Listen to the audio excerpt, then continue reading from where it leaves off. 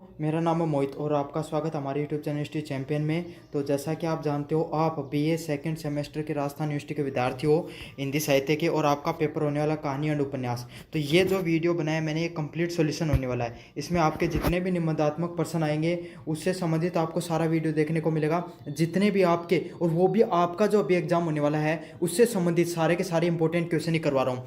साथ के साथ जितने भी आपके अति लघुतरात्मक प्रश्न देखने को मिलेंगे वो भी, उनका सॉल्यूशन भी आपको इसी वीडियो में देखने को मिल जाए। काफ़ी ज़्यादा महत्वपूर्ण वीडियो होने वाला, कंप्लीट सॉल्यूशन इसी के अंदर मैं आपका करवाने वाला हूँ। बस आपको क्या करना है, वीडियो को लाइक कर देना है, चैनल को सब्सक्राइब कर देना और अपने दोस्तों को जोर से शेयर कर देना है। इस पीडीएफ की जो लिंक है वो डिस्क्रिप्शन में टेलीग्राम का लिंक दे रखा है, वहाँ पे आपको उपलब्ध हो जाएगी। आपको नीचे टेलीग्राम के लिंक पे क्लिक करना और इसकी पीडीएफ भी आपको मिल जाएगी। साथ के साथ वीडियो को कंप्लीट देख लीजिए, कंप्लीट रिवीजन वीडियो होने वाला आपके सामने, वन शॉट वीडियो होने वाला कंप्लीट। चलो एंजॉय करो इस वीडियो को। आए और चाहे निबंधात्मक आए, इस प्रश्न को आप बहुत अच्छे से कर पाओगे। तो आपको क्या करना है, चैनल को सब्सक्राइब कर देना, वीडियो को लाइक कर देना है, और बाकी के प्रश्नों के भी उत्तर मैंने करा रखे हैं। अगर वो देखना चाहते हो तो डिस्क्रिप्शन में मैंने लिंक दे रखा है, प्ले लिस्ट का, वहाँ से जाकर देख लेना। तो आपको पता है ये जो प्रसिद्ध कहानी है पूस की रात है, वो मुंशी प्रेमचंद के द्वारा लिखी गई कहानी है। इसमें क्या बताया गया है, एक गरीब किसान की कहानी के बारे में बताया गया है। जो गरीब किसान है उसका संघर्षपूर्ण जीवन है। भाई कोई भी किसान होता है उसका जीवन कैसा होता है, संघर्षपूर्ण जीवन होता है, अभाव की जिंदगी जीता है। और कैसे मानवीय भावनाओं को प्रेमचंद ने अपनी जो उनकी बेहतरीन लेखनी थी उसके माध्यम से उन्होंने लिखने का बताने का प्रयास किया कि किसान का जीवन कितना संघर्षपूर्ण होता है, कितना अभाव की जीवन एक किसान जीता है। और जो इस कहानी का जो मुख्य पात्र है वो हल्कू है। हल्कू एक किसान है, उसके माध्यम से प्रेमचंद ने इस कहानी के एक किसान के जीवन का वास्तविक जीवन दिखाने का प्रयास किया है। तो सबसे पहले अपन शुरुआत करें तो जो कहानी का जो नामांकन है, ये कहानी का नाम क्या, पूस की रात। तो ये एकदम उपयुक्त, जो प्रेमचंद ने बहुत सोच समझ के इस नाम को चुना है। क्यों, पूस है वो एक महीने का नाम होता है, हिंदू महीने का नाम होता है। कौन सा, जो सबसे सर्द महीना होता है पूस, उसका नाम है। अब इसके दौरान क्या होता है, जो हल्कू है ना, वो जो अपना जो सर्द ऋतु में आपको पता है जो फसल है वो बोई जाती है, उसकी रखवाली करने के लिए जानवरों से, गायों से, उनसे रखवाली करने के लिए जो अपने खेत में ही सोता है। उसके पास क्या होती है, कंबल भी उसके पास होती नहीं है। समझ में आ गया आपको, उसके पास खुद की कंबल भी नहीं होती। एक दिन इतनी ज़्यादा ठंड पड़ रही होती है कि वो अपनी सारी फसल को छोड़ छाड़ के क्या करता है, अपने कुत्ते के पास आग जलाकर बैठ जाता है और कंबल को ओढ़ लेता है। और होता क्या है, जो उसकी फटी पुरानी कंबल थी उसको वो गर्मी पहुंचने के कारण उसको नींद आ जाती है। और रात को होता क्या है, सारे के सारे जानवर हैं वो उसकी फसल को पूरी को चौपट कर जाते हैं। तो यही है। तो इसमें सबसे पहला पॉइंट क्या है, आपको जो इसमें गरीब किसान का जो जीवन है, जो चुनौतीपूर्ण जीवन है, उसके बारे में बताया गया है। समझ में आ गया। तो जो मैंने कहानी बताई वही होती है सारी की सारी। तो ये इसका नाम से संबंधित। अब बात करें नायक हल्कू की चरित्र चित्रण। जो गरीब है हल्कू लेकिन सहनशील है। तो हल्कू एक गरीब किसान है, वह फसल से पहले साहूकार से क्या कर्जा लेता है और फिर अभाव से शांति से जीना चाहता है। फिर भी लेकिन क्या होता है भाई, साहूकार जो हल्कू है इस कहानी के अंदर, वो क्या होता है, उसका जो साहूकार होता है, जमींदार होता है, उससे क्या लेता है, कर्ज लेता है ताकि वो फसल उगा सके और फसल उगाकर है वो इस कर्जे को उतार सके। वो अभाव का जीवन जीता है लेकिन फिर भी अपनी किसानी को नहीं छोड़ता है। उसने अपने खेत के लिए कंबल खरीदने के बजाय जो पत्नी है उसके दबाव में आकर साहूकार का कर्ज चुकाया था। समझ में आ गया आपको। तो मतलब उसने क्या है कि अपने जो सुख सुविधाओं को त्याग कर उसने साहूकार का कर्ज चुकाने का कार्य किया था। अगले वाला कर्तव्यनिष्ठ परंतु विवश। तो आपको पता है हल्कू है, मैंने बताया था कि वो रात को, पूरी रात ठंड की रात में भी क्या करता है, खेत की रखवाली करता है। तो हल्कू अपने खेत में जीवन के प्रति क्या कर्तव्यनिष्ठ है, उसकी गरीबी और शारीरिक असमर्था को विवश बना देती है। वो क्या है, जो हल्कू है वो अपने खेत के अंदर अपने खेत की रखवाली करने का कार्य करता है, लेकिन उसकी गरीबी है, उसके पास कंबल खरीदने का पैसा नहीं होता है। ये चीज़ उसको क्या है, उसके कर्तव्यनिष्ठ को और भी मजबूर बना देती है। ठंडी रात में रखवाली करने के बजाय वह मजबूरी में अलाव के पास सो जाता है। वो होता क्या है कि ठंडी रात होती है, उस साथ सर्द रात होती है, उसमें वह रात में रखवाली करने के बावजूद क्या हो जाता है, उसे बहुत ज़्यादा ठंड लगने लग जाती है, तो आग जलाकर वो क्या कर लेता है, सो जाता है। समझ में आ गया?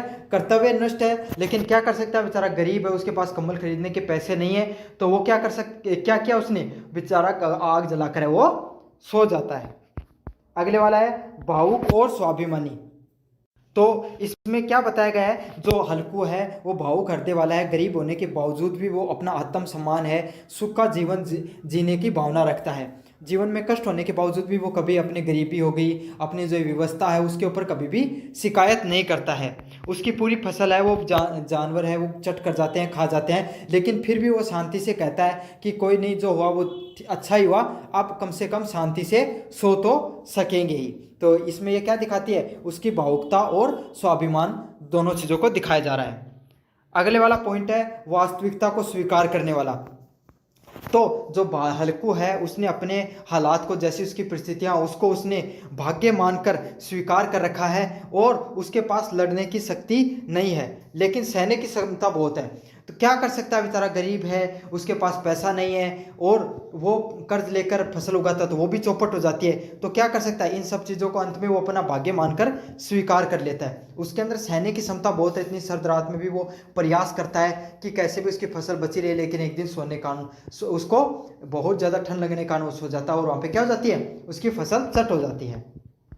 वो किसी भी चीज़ का विरोध नहीं करता है, बल्कि सामाजिक अन्याय को चुपचाप देखकर सहता रहता है। तो हल्को वो क्या करता है, कोई भी प्रकार का विरोध नहीं करता और सामाजिक न्याय को चुपचाप झेलता रहता है। तो इसका निष्कर्ष क्या होगा, जो पूस की रात है उसके कहानी का जो कहानी की भावना, वातावरण और मूल समस्या को दर्शाता है। तो पूस की रात है, ये कहानी है, ये कहानी की भावना हो गई, जैसा वातावरण है उसकी मूल समस्या को दिखाता है। हल्कू का जो चरित्र लिया गया है वो एक भारतीय जो गरीब किसान होता है उसकी वास्तविक तस्वीर है, क्योंकि भारत के जो किसान होते हैं उनके पास आपको पता है ज़्यादा पैसा नहीं होता है, खेती भी काफ़ी बार जानवर हो गए, अकाल हो गए, बाढ़ के कारण क्या हो जाती है, चौपट हो जाती है, और फिर उसे जमींदार हो गए, साहूकारों से कर्ज लेना पड़ता है, और काफ़ी बार वो कर्ज भी नहीं चुका पाते हैं। तो यही एक गरीब किसान की वास्तविक जीवन के बारे में इसमें बताया गया।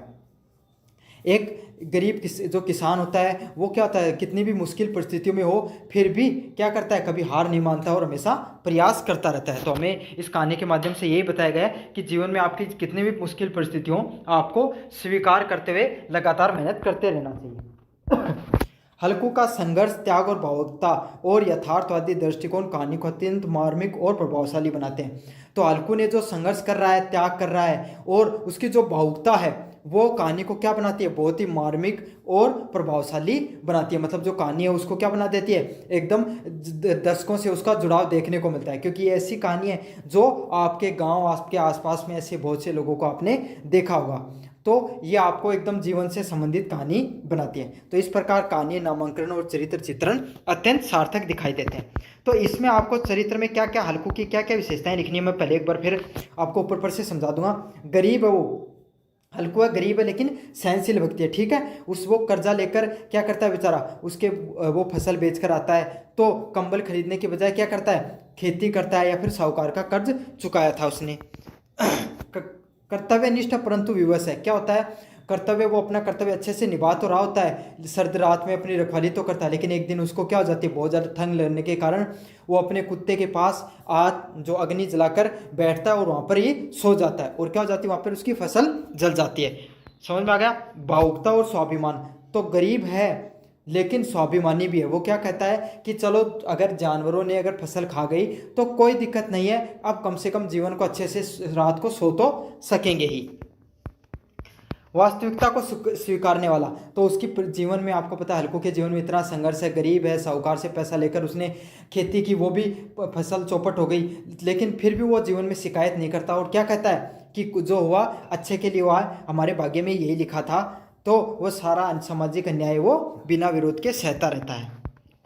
तो इन सब पॉइंटों को आपको लिख देना है। ये था आपका पहले वाला प्रश्न, पूस की रात का जो कहानी का जो शीर्षक है हल्कू, उसका चरित्र चित्रण।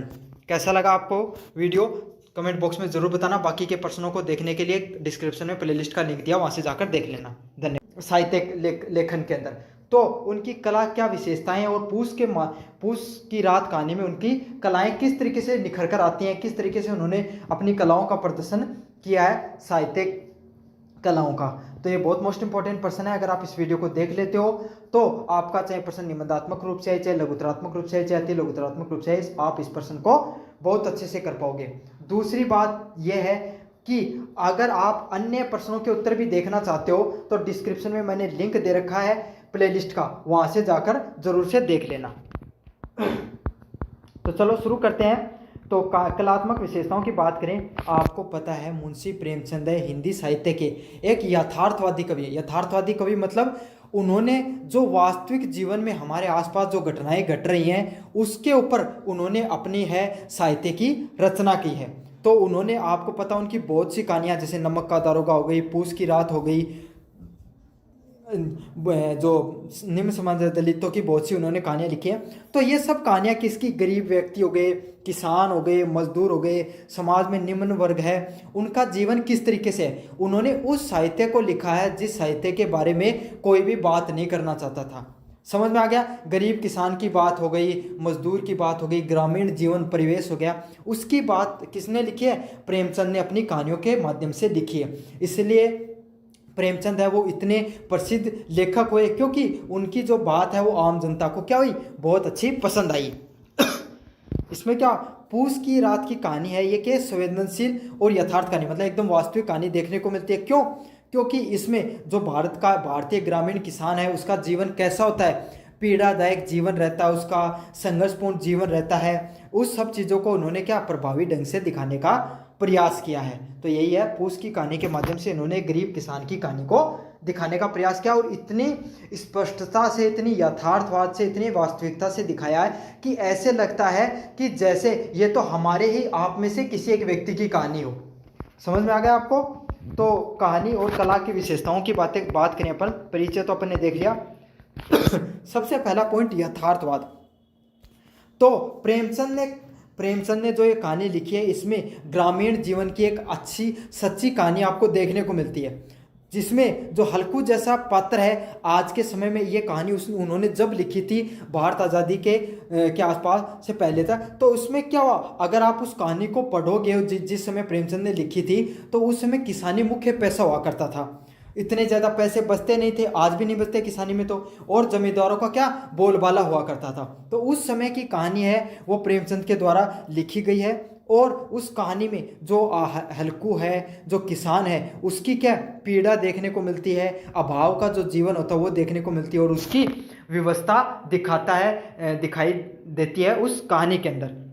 जैसे कि बिना कंबल के ठंडी रात को खेत की रखवाली करना। तो हल्कू है वो चाहता था कि चाहता तो अपना खेत में की फसल बेचकर क्या कर सकता था, कंबल खरीद सकता था, लेकिन वो क्या करे बेचारा, उसने क्या किया, साहूकार का कर्ज है चुकाने का कार्य किया। तो यही है, उसके पास बेचारे के पास होता नहीं है कंबल, और फिर उस ठंडी रात में बिना कंबल के वो क्या कर रहा होता है, रखवाली कर रहा होता है। तो ये कहानी है, ऐसी गरीबी की कहानियाँ आज भी अगर आप अपने आसपास देखो तो आपको बहुत सी मिल जाएंगी।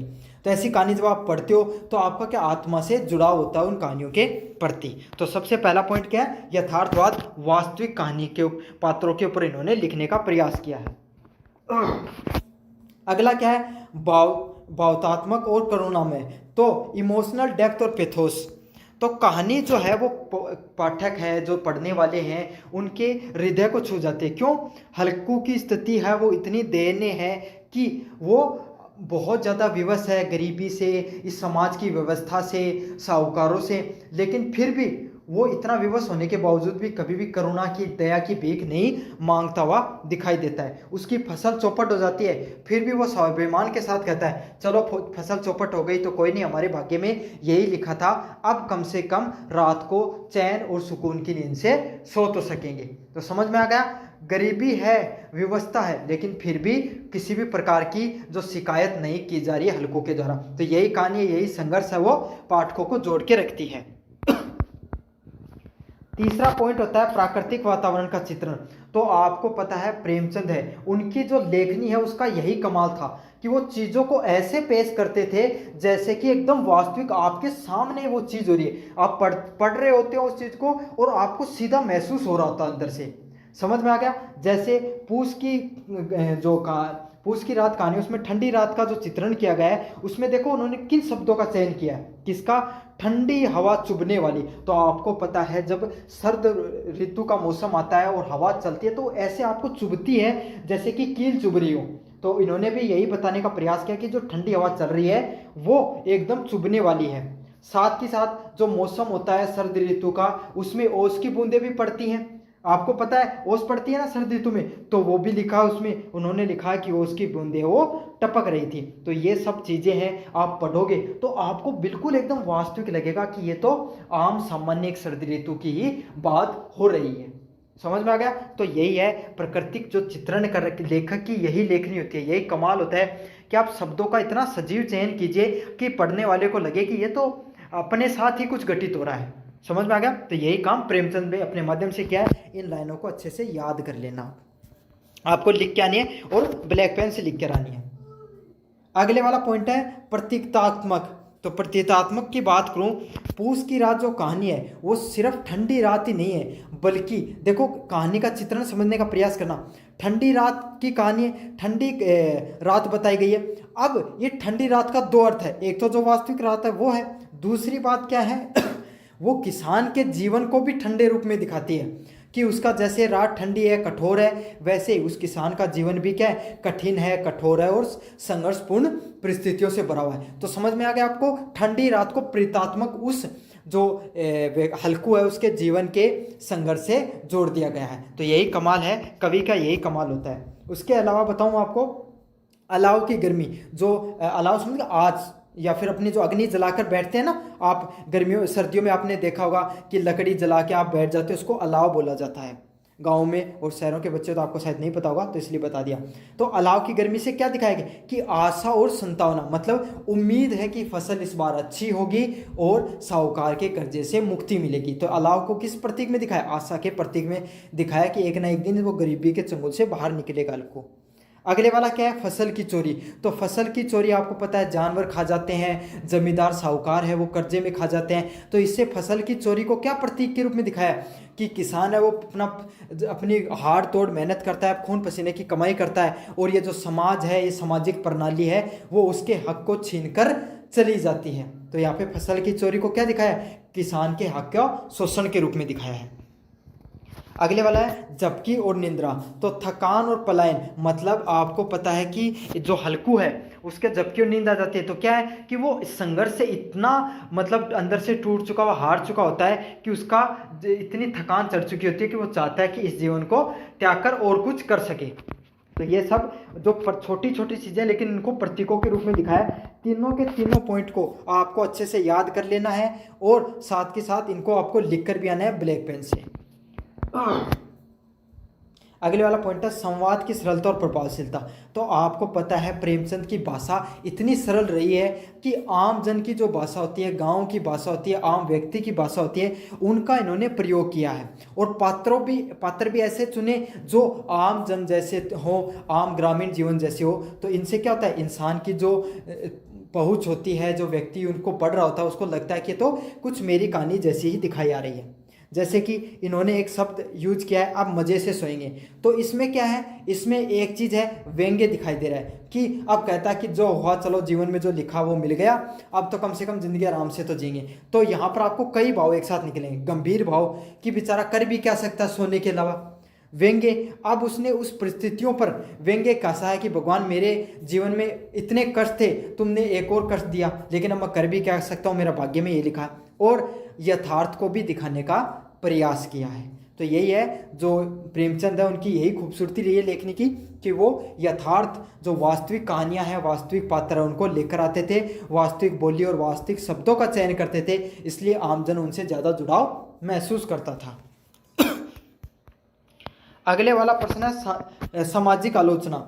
तो कहानी में प्रेमचंद ने समाज के आर्थिक ढांचे और किसान की दयनीय स्थिति पर प्रश्न चिन्ह उठाया है। तो आपको पता है समाज में जो किसान है उसका जो जीवन है वो कितना संघर्षपूर्ण रहता है, दयनीय जीवन रहता है, उसके पास इतने संघर्ष करने के बाद में भी ज़्यादा पैसा नहीं आता है। तो यही चीज़ उन्होंने सामाजिक आलोचना की है, समाज की जो किसानों के प्रति इतना निर्दय है। यहाँ पर क्या दिखा है, साहूकार का अत्याचार, जो बार बार कर्जे पर रखता है। साथ के साथ सरकार की उपेक्षा, किसान की व्यवस्था, ये सभी क्या है जो गंभीर जो सामाजिक प्रणाली है उस पर सवाल उठाने का, सवालिया निशान खड़ा करने का कार्य करते हैं। अगले वाला प्रश्न है पात्र चित्रण की कुशलता। तो हल्कू जैसे पात्र को भी प्रेमचंद ने अपनी लेखनी के माध्यम से, अपना जो लेखन क्रिया है उसके माध्यम से शब्दों के चयन से एकदम जीवित बना दिया। ऐसा बना दिया, अगर आप भी इस कहानी को एक बार पढ़ लोगे तो जीवन में हल्कू का नाम तो आप कभी नहीं भूलोगे। ऐसा इन्होंने पात्र की रचना की है।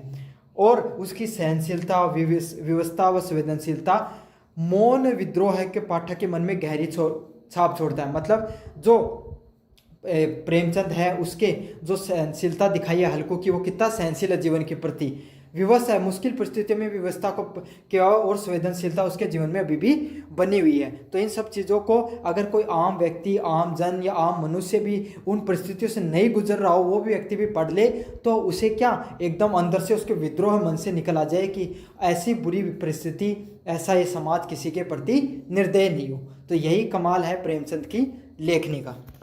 अब बात करें अपन कंक्लूजन की, निष्कर्ष की, तो आपको पता है पूस की रात कहानी है, ये एकदम कला मतलब लेख में यथार्थ वास्तविक लगती है और भावनाओं से जुड़ी हुई है। प्रेमचंद ने एक साधारण किसान की जो असाधारण पीड़ा और संघर्ष की कहानी है, इसको अपने शब्दों के माध्यम से साहित्य की सबसे अमर कृति बना दिया।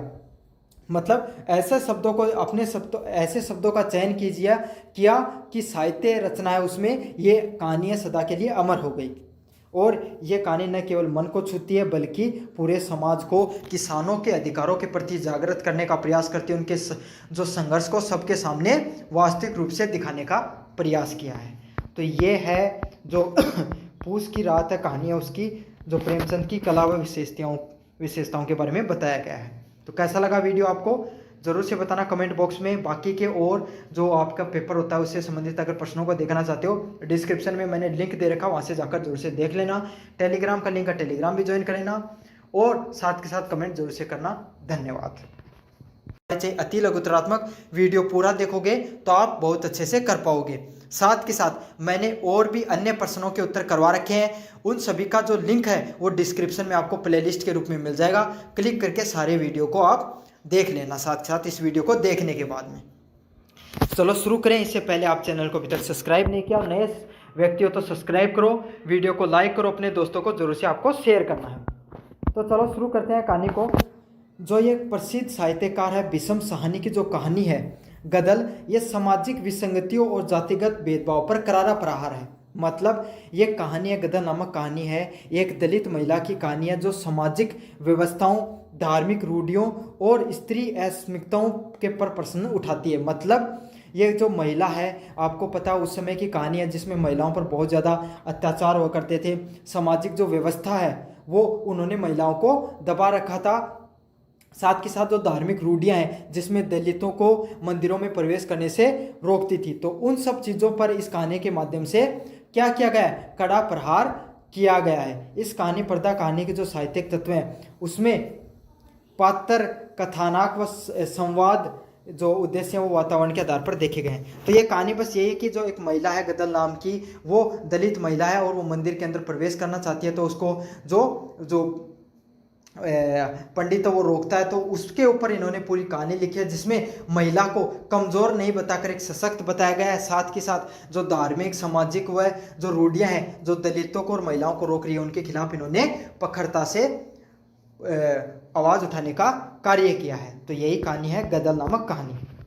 तो नायिका गदल का चरित्र चित्रण, तो उसमें क्या है, सबसे पहले बात करें साहसी और विद्रोही महिला है। तो आपको पता है गदल है वो एक साधारण दलित समाज की महिला है जो ऊंच नीच के खिलाफ क्या करती है, विद्रोह करने का प्रयास करती है। जब वह मंदिर के अंदर जाती है तो उससे क्या होता है, दलित जो पुजारी होता है उसको, क्योंकि उस समय क्या होता था, दलित व्यक्तियों के जो नीचे समाज के व्यक्ति होते हैं उनको मंदिरों में नहीं जाने दिया जाता था, तो उसको भी इसीलिए रोका जाता है। तो वो तुरंत कहती है कि वो उस सब चीज़ों का क्या करती है, कड़े शब्दों में विद्रोह करती है। तो यही चीज़ दिखाने का प्रयास किया है कि जो गदल है वो क्या है, साहसी है। हमें इस कहानी के माध्यम से पता चलता है कि गदल वो साहसी और विद्रोही स्वभाव की महिला है। अगले वाला पॉइंट की बात करें, स्वाभिमानी और आत्मसम्मान वाली।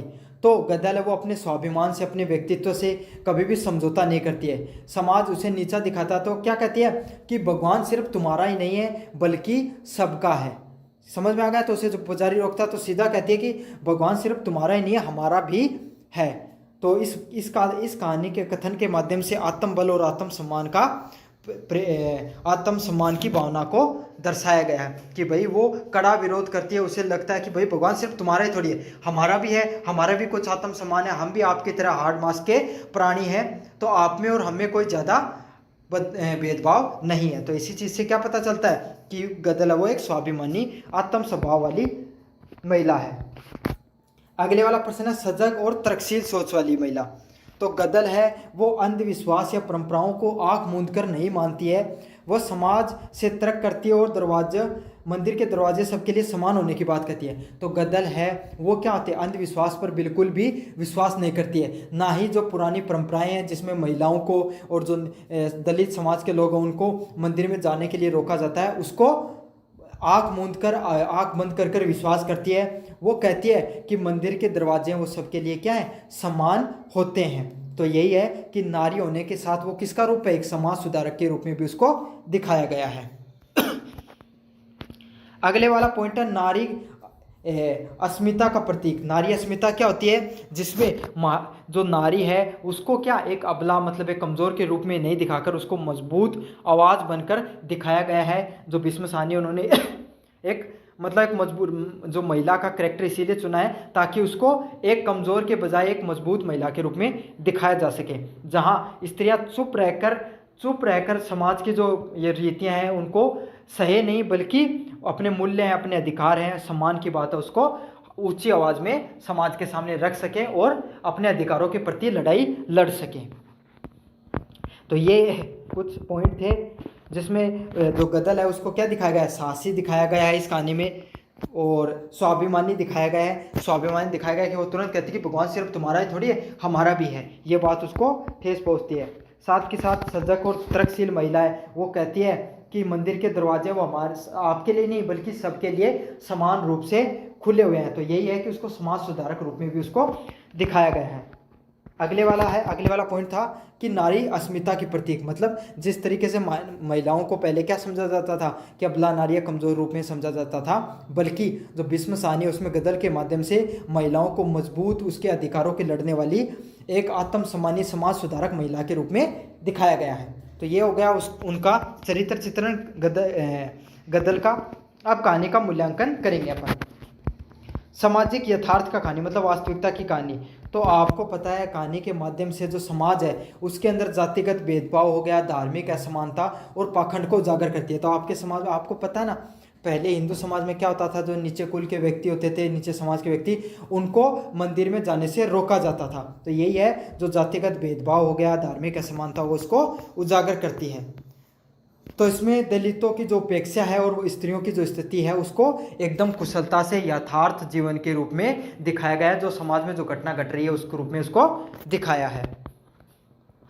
अगले वाला पॉइंट है प्रतीकात्मक और संदेशात्मक। तो मंदिर का दरवाजा इस कहानी में क्या सामाजिक समानता को दिखाता है। ये दिखाता है कि जो समाज की रूढ़ियाँ हैं वो मंदिर के दरवाजे की तरह इन्होंने उनको रोक रखा है, लेकिन जैसे दरवाज़ा खुलेगा तो सामाजिक समानता सबके लिए जाएगी और अधिकारों के प्रतीक के रूप में उसको दिखाया है। यह कहानी यह संदेश देती है कि ईश्वर सबका है, कोई भी किसी को ईश्वर से दूर नहीं रख सकता है। तो इस कहानी के माध्यम से यह भी दिखाने का प्रयास किया है कि भगवान पर किसी एक वर्ग विशेष का कभी भी अधिकार नहीं हो सकता, ईश्वर सबका है।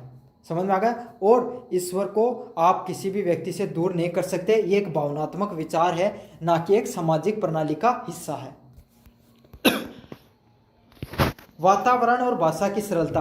तो कहानी में जो पात्र लिए गए हैं, भाषा का प्रयोग किया गया है, ये कैसा किया गया है। तो आपको पता है पात्र एक महिला का लिया गया है, जिसमें क्या दिखाया है, महिला को एक मजबूत रूप से दिखाया गया है। साथ में ऐसी बात की गई है जो आपको वास्तविक समाज से संबंधित है, एक समाज की कुरीति है, एक रूढ़ि है, उसको दिखाया गया है। साथ के साथ जो एकदम साधारण शब्दों का प्रयोग किया गया है, जिससे क्या होता है कि समाज के हर व्यक्ति है उसके ये बात है एकदम वास्तविक लग सके। समझ में आ गया? तो ग्रामीण परिवेश के एकदम वास्तविक रूप को इसके माध्यम से दिखाने का प्रयास किया गया है। अगले वाला पॉइंट है नारीवाद और सामाजिक न्याय की प्रस्तुति। तो कहानी के माध्यम से जो स्त्री के आत्मसम्मान की और अधिकारों की बात की गई, तो इस कहानी के माध्यम से यही बात की गई है कि स्त्री हो गई और जो समाज से संबंधित जो नियम है, सामाजिक न्याय, उसकी बात की गई है। तो महिलाओं को जिस तरीके से कमज़ोर समझा जाता था, उसके विपरीत भीष्म साहनी उन्होंने महिलाओं को एक मजबूत पात्र के रूप में, गदल के रूप में उसको प्रस्तुत किया। साथ ही साथ जो समाज में दलित वर्ग को मंदिरों में प्रवेश करने से रोका जाता था, उसके विरोध इन्होंने लिखा है। तो यही है, सामाजिक न्याय और नारीवाद का प्रतीक देखने को मिलता है आपको इस कहानी के अंदर। निष्कर्ष की बात करें तो गदल कहानी में नायिका गदल एक ऐसी स्त्री है जो जातिवाद, पाखंड और सामाजिक असमानता के विरुद्ध में सशक्त आवाज़ उठाती है। मतलब जो गदल कहानी है उसमें जो स्त्री है वो जातिवाद हो गई, जो आपका समाज में जातिवाद फैल रहा है, पाखंड हो गई, धार्मिक जो पाखंडवाद है, और सामाजिक असमानता जो जातिवाद के आधार पर है, उसके विरुद्ध आवाज़ उठाने का कार्य करती है। वो दलित समाज का एक प्रतिनिधित्व बनकर लड़ती है, संघर्ष करती है। और इसके लिए क्या होता है, इसको एक जो पूरे समाज है उसके लिए क्या दिखाया गया है, एक समाज सुधारक के रूप में दिखाया गया है। तो यही है, पर्दा कहानी के जो पात्र हैं उसको क्या सामाजिक संघर्ष का, विद्रोह की भावना का प्रतीक के रूप में दिखाया गया है। ये कहानी जो समाज के से संबंधित एक सशक्त और यथार्थवाद रचना में से एक है। तो कैसी लगी आपको वीडियो, कमेंट बॉक्स में ज़रूर से बताना। बाकी के प्रश्नों के उत्तर देखना चाहते हो तो कमेंट बॉक्स जो डिस्क्रिप्शन है उसमें मैंने लिंक दे रखा प्ले लिस्ट का, वहाँ से जाकर ज़रूर से देख लेना। धन्यवाद। रूप से चाहे लघुतरात्मक रूप से चाहे अति लघुतरात्मक रूप से आए, आप प्रश्न को जरूर से कर दोगे। साथ के साथ मैंने अन्य प्रश्न भी करा रखे हैं, तो उनका लिंक डिस्क्रिप्शन में दे रखा चैनल में। आप लिंक पर क्लिक करके आप क्या कर सकते हो, बाकी के प्रश्नों को भी देख सकते हो। तो चलो शुरू करते हैं अपन वीडियो को। सुकून और मैं, मन्नू भंडारी के द्वारा जो आपकी बंटी नामक जो एक स्टोरी है, मन्नू भंडारी द्वारा लिखित एक सांस्कृतिक दृष्टिकोण वाली कहानी है। मतलब इसमें सामाजिक जो परंपराएं हैं और जो हमारी संस्कृति है उसके ऊपर इस कहानी को लिखा गया है, जिसमें आधुनिक समाज की जो महिलाएं हैं उनकी किस प्रकार की सोच होती है उस पर इन्होंने लिखा है। परिवार हो गए, रिश्ते हो गए, और आज के समय जो सामाजिक बदलाव हो रहा है उस पर इन्होंने यथार्थ एक वास्तविक चित्रण करने का प्रयास किया है। इसमें दो मुख्य पात्र होते हैं, बंटी और सुकून। इसके माध्यम से जो लेखिका है इन्होंने दो अलग अलग सोच के जीवन मूल्यों के बारे में बताया गया। तो बंटी है वो सुकून की बेटी होती है ना। वो क्या होती है, नई परंपराओं वाली महिला है जो नई सोच रखती है, वो बिल्कुल भी दबना नहीं चाहती है, वो खुलकर जीवन जीना चाहती है, आधुनिकता का जीवन जीना चाहती है। वही सुकून उसकी मम्मी है जो पारंपरिक सोच वाली है, जो पुराने तरीके से सामाजिक मूल्यों को समझती है, परिवार को ज़्यादा महत्व देती है। तो उन दोनों के जो विरोधाभास विचारधारा है, वैचारिक मतभेद है, उसको इस कहानी के माध्यम से समझाने का प्रयास किया है। तो चलो और डीपली से अपने को समझेंगे चरित्र चित्रण के माध्यम से। पहला प्रश्न है चरित्र चित्रण। तो बंटी की इस कहानी में सुकून की बेटी है। बंटी वो क्या, सुकून की बेटी होती है, और उसका व्यक्तित्व कैसा है मैंने पहले बताया आपको, वो नई सोच वाली महिला है, आधुनिक सोच वाली महिला है। तो उसका क्या गुण है, सबसे पहले आत्मनिर्भर व आत्मविश्वासी। तो जो बंटी है वो नई सोच वाली युवती है, वो अपने फैसले क्या करती है, खुद लेती है, और समाज के जो पुराने नियम और कायदे हैं उनको वो क्या करती है, चुनौती देती है, उनको वो मानने से इनकार कर देती है। और वो चाहती है कि उसकी जो माँ है सुकून, उस पर वो बिल्कुल भी निर्भर ना रहे, उसकी निर्भरता वो बिल्कुल भी स्वीकार नहीं करती है। तो आपको क्या पॉइंट को ध्यान रखना है, जो बंटी है वो नए विचारों वाली युवती है, वो जो समाज के पुराने नियम कायदे उनको ज़्यादा स्वीकार नहीं करती है। साथ के साथ वो आत्मनिर्भर होना चाहती है, वो अपनी माँ पर बिल्कुल भी निर्भर नहीं रहना चाहती है। अगले वाला व्यवहारिक और आधुनिक सोच। तो पता है वो अपनी माँ की तरह भावनात्मक सोच नहीं रखती है, वो बिल्कुल तर्कसंगत और तथ्यों और सच्चाई को सोचकर फैसले लेती है। वह रिश्तों को निभाती जरूर है, लेकिन दबकर बिल्कुल भी नहीं रहना चाहती है। वो बराबरी का हक पाकर समाज में जीना चाहती है। वो नहीं चाहती कि वो किसी भी व्यक्ति से दबकर रहे, वो चाहती है कि वह खुले विचारों के साथ, आत्मनिर्भरता के साथ जीवन को जीना चाहती है, वो रिश्तों को निभाती है। प्रैक्टिकल थिंकिंग वाली लड़की है, ना कि ज़्यादा इमोशनल थिंकिंग वाली। अगले वाला प्रश्न है महिला सशक्तिकरण की प्रतिनिधि।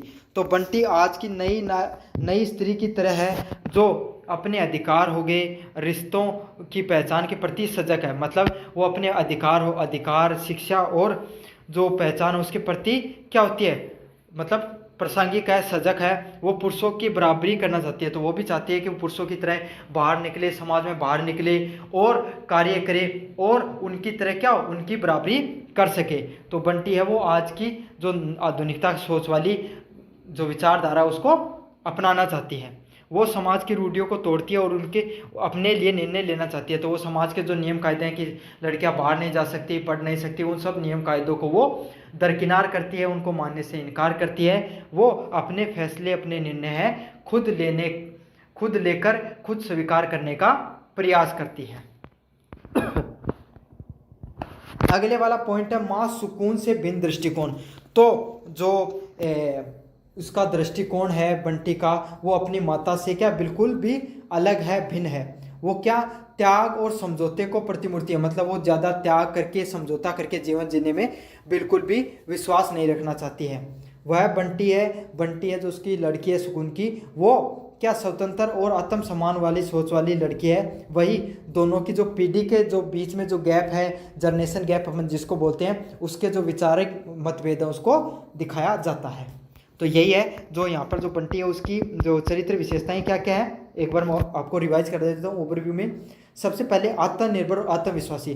तो वो क्या है, एकदम कॉन्फिडेंट वाली सोच वाली महिला है। वो अपनी माँ पर क्या बिल्कुल भी निर्भर नहीं रहना चाहती है, वो अपने फैसले खुद लेना चाहती है। अगले वाला पॉइंट है व्यवहारिक और आधुनिक सोच वाली लड़की। तो वो एकदम बिल्कुल प्रैक्टिकल सोच रखती है, वो तथ्य को स्वीकार करती है।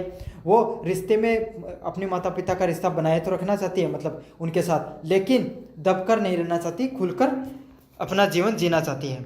अगले वाला क्या है, स्त्री सशक्तिकरण और प्रतिनिधि। मतलब बंटी आज की महिलाओं की तरह क्या है, आधुनिक शिक्षा हो गई और उसके प्रति सजग है। साथ के साथ वो पुरुषों की बराबरी करना चाहती है, वो उनकी तरह बाहर जाकर शिक्षा प्राप्त करना चाहती है, काम करना चाहती है। अगले वाला पॉइंट माँ सुगुन से भिन्न दृष्टिकोण। जो माँ उसकी माँ है वो क्या परिवार को ज़्यादा महत्व देती है, भावनात्मक में ज़्यादा है ना, दबकर थोड़ा समझौता करके रहना चाहती है। लेकिन बंटी ऐसा बिल्कुल भी करना नहीं चाहती है, वो एकदम स्वतंत्र और आत्म सम्मान की सोच वाली लड़की है। तो ये तो था बंटी का। अब अपन सुगुन का चरित्र चित्रण देखेंगे। तो आपको मैंने पहले बताया सुगुन है वो एक मध्यम वर्गीय गृहिणी है, मतलब गृहिणी महिला है। वो अपना पूरा जीवन है वो अपने परिवार के प्रति प्राथमिकता देती है और उसको त्याग में लगा देती है। तो यही त्याग, समर्पण और सहनशीलता है, उसकी मिसाल किस में देखने को मिलती है, सुगुन में उसको देखने को मिलती है। तो पहला पॉइंट है उसमें कर्तव्य निष्ठा और परिवार के प्रति सजगता। तो सुगुन ने अपने पति और बच्चों और घर के लिए क्या कर दिया, सब कुछ कुर्बान कर दिया और उसे अपने सपनों में दबा दिया। तो उसके जो भी सपने थे उसने अपने परिवार के लिए, अपने बच्चों के लिए क्या कर दिया, उनका त्याग कर दिया। और उसकी प्राथमिकता क्या रही हमेशा, उसके जो बच्चे हो गए, घर हो गए, परिवार हो, वो क्या रहता है उसका हमेशा प्राथमिकता वही रही है। अगले वाला पॉइंट है संवेदनशील और भावुक महिला। सुगुन एक प्रकार की भावुक हृदय वाली महिला, वो दूसरों की भावनाओं को समझती है और उनके लिए सहानुभूति रखती है। तो सुगुन है वो एक इमोशनल कैरेक्टर वाली स्त्री है। वो दूसरों की भावनाओं को भी समझती है और खुद को दूसरों की जगह पर रख के सोचने का प्रयास करती है। साथ के साथ जो बंटी का व्यवहार है, जो खुले विचार वाली है, काफ़ी बार वो अपनी माता की भावनाओं का ज़्यादा कदर नहीं करती है। तो इस व्यवहार से उसको क्या अंदर से दुख भी पहुंचता है, लेकिन उसकी अच्छाई को वो समझती भी है। लेकिन साथ के साथ उसको पता है कि भाई आधुनिक सोच वाली लड़की है, इसीलिए उसकी सोच को वो समझने का प्रयास भी करती है। अगले वाला पॉइंट है परंपरावादी सोच वाली। तो सुगुन का जो जीवन है वो क्या है, त्याग और समझौते से है। उसने अपने क्या अपना जो उसके जो सपना था, उसने अपने परिवार के लिए, घर के लिए क्या कर दिया, उससे समझौता कर लिया। उसने अपने परिवार की खुशी को क्या अपनी खुशी माना।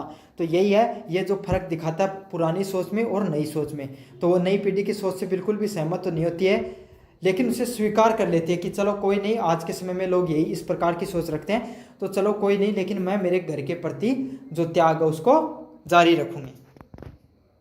अगले वाला पॉइंट है नारी जीवन की करुणा और संघर्ष की प्रतिमूर्ति। सुगुन का जीवन हर भारतीय स्त्री की कहानी है।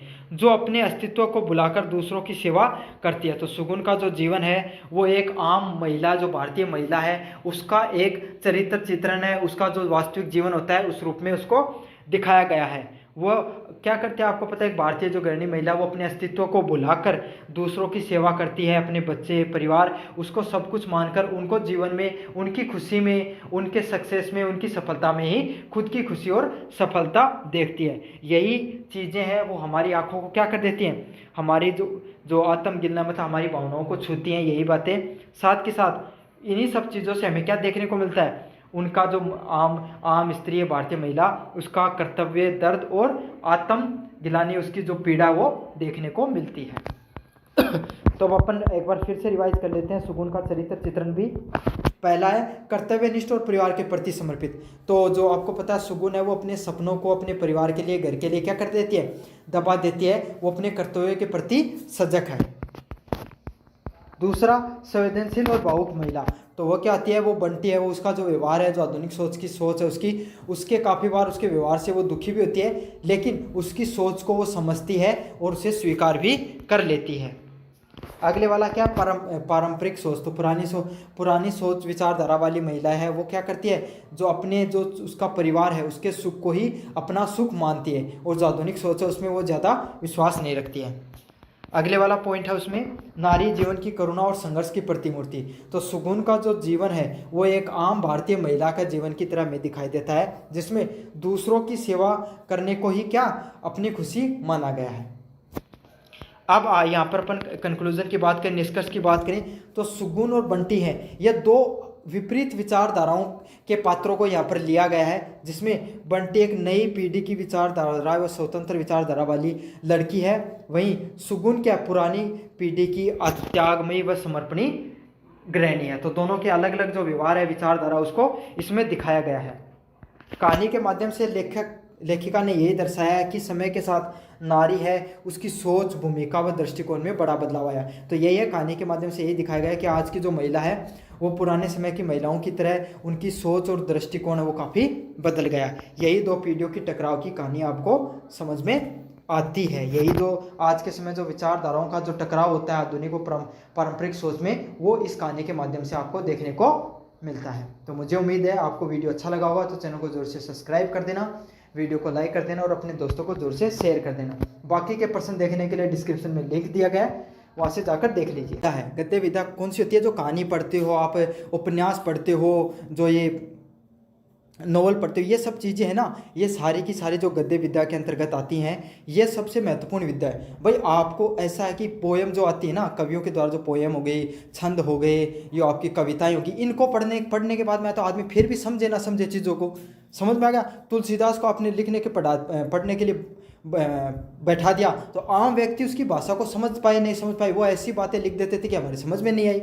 लेकिन आप प्रेमचंद के द्वारा लिखी गई कहानी हर व्यक्ति समझ सकता है, समझ में आ गया।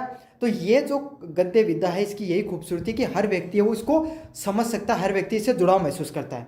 ये सामाजिक, संस्कृति, राजनीतिक, ऐतिहासिक और मनोवैज्ञानिक पक्षों का संजीव चिंतन प्रस्तुत करता है। तो आपको पता है जो हिंदी गद्य विधा है, इसमें आपको जो हमारी जो संस्कृति है, सामाजिक, सांस्कृतिक और राजनीतिक जो संस्कृति है, उसका जो मनोवैज्ञानिक पक्ष होता है उसको दिखाने का प्रयास करता है। मतलब जो हमारे समाज के आसपास जो घटनाएं घट रही हैं, जो हमारे समाज के आसपास जो कहानियां हैं, उसी का चित्रण लेखन के माध्यम से कवि है जो लेखक है वो लिखते हैं गद्य विधा के अंतर्गत।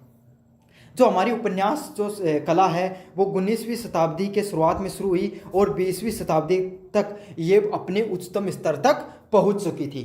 समझ में आ गया आपको, 19वीं शताब्दी से शुरू हुई और 20वीं शताब्दी में अपने उच्च स्तर पर पहुंच गई थी। अब इसका उद्भव के बारे में अपन अच्छे से देखेंगे। आपको पता है जो हिंदी का जो उपन्यास लेखन कला है इसकी श्रेय जाता है, ये सबसे इम्पोर्टेंट है, लाला श्रीनिवास दास को। तो किसको जाता है, लाला श्रीनिवास दास हैं, इनके द्वारा भारतीय उपन्यास लेखन कला उसकी शुरुआत की थी।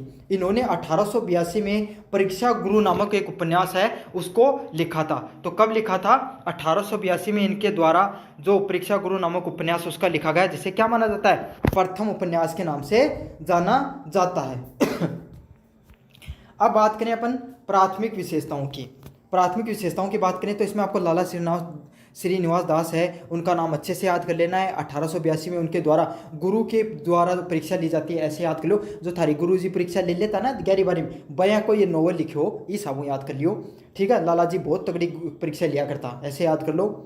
तो 1882 में इन्होंने नोवेल लिखा था और इसे प्रथम उपन्यास माना जाता है। ट्रिक भी बता दी है, लाला नाम का एक गुरु था जो परीक्षा लेता था, समझ में, इस ट्रिक से याद कर लेना आप।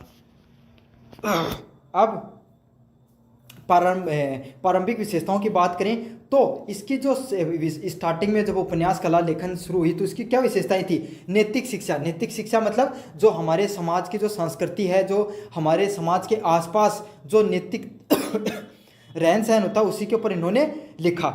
साथ के साथ जो हमारी नैतिकता है, हमारा जो सोचने का नजरिया है, उसको बदलने का इन उपन्यास के माध्यम से प्रयास हुआ।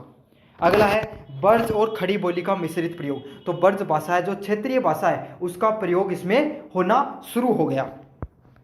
अगले वाला पॉइंट है कथानकों में अधिक शिक्षाप्रद और कम यथार्थ। तो जो कथानक थे, जो कहानियों को लिखते थे, वो शिक्षाप्रद ज़्यादा बातें लिखते थे, मतलब अया की बात, ज्ञान भरी बात ज़्यादा लिखा करता, जिम यथार्थ कम, वास्तविकता कम रहती, अया लिख देता ज्ञान की बातें, तो लोग थोड़ा कम पढ़ा करता। समझ में आ गया?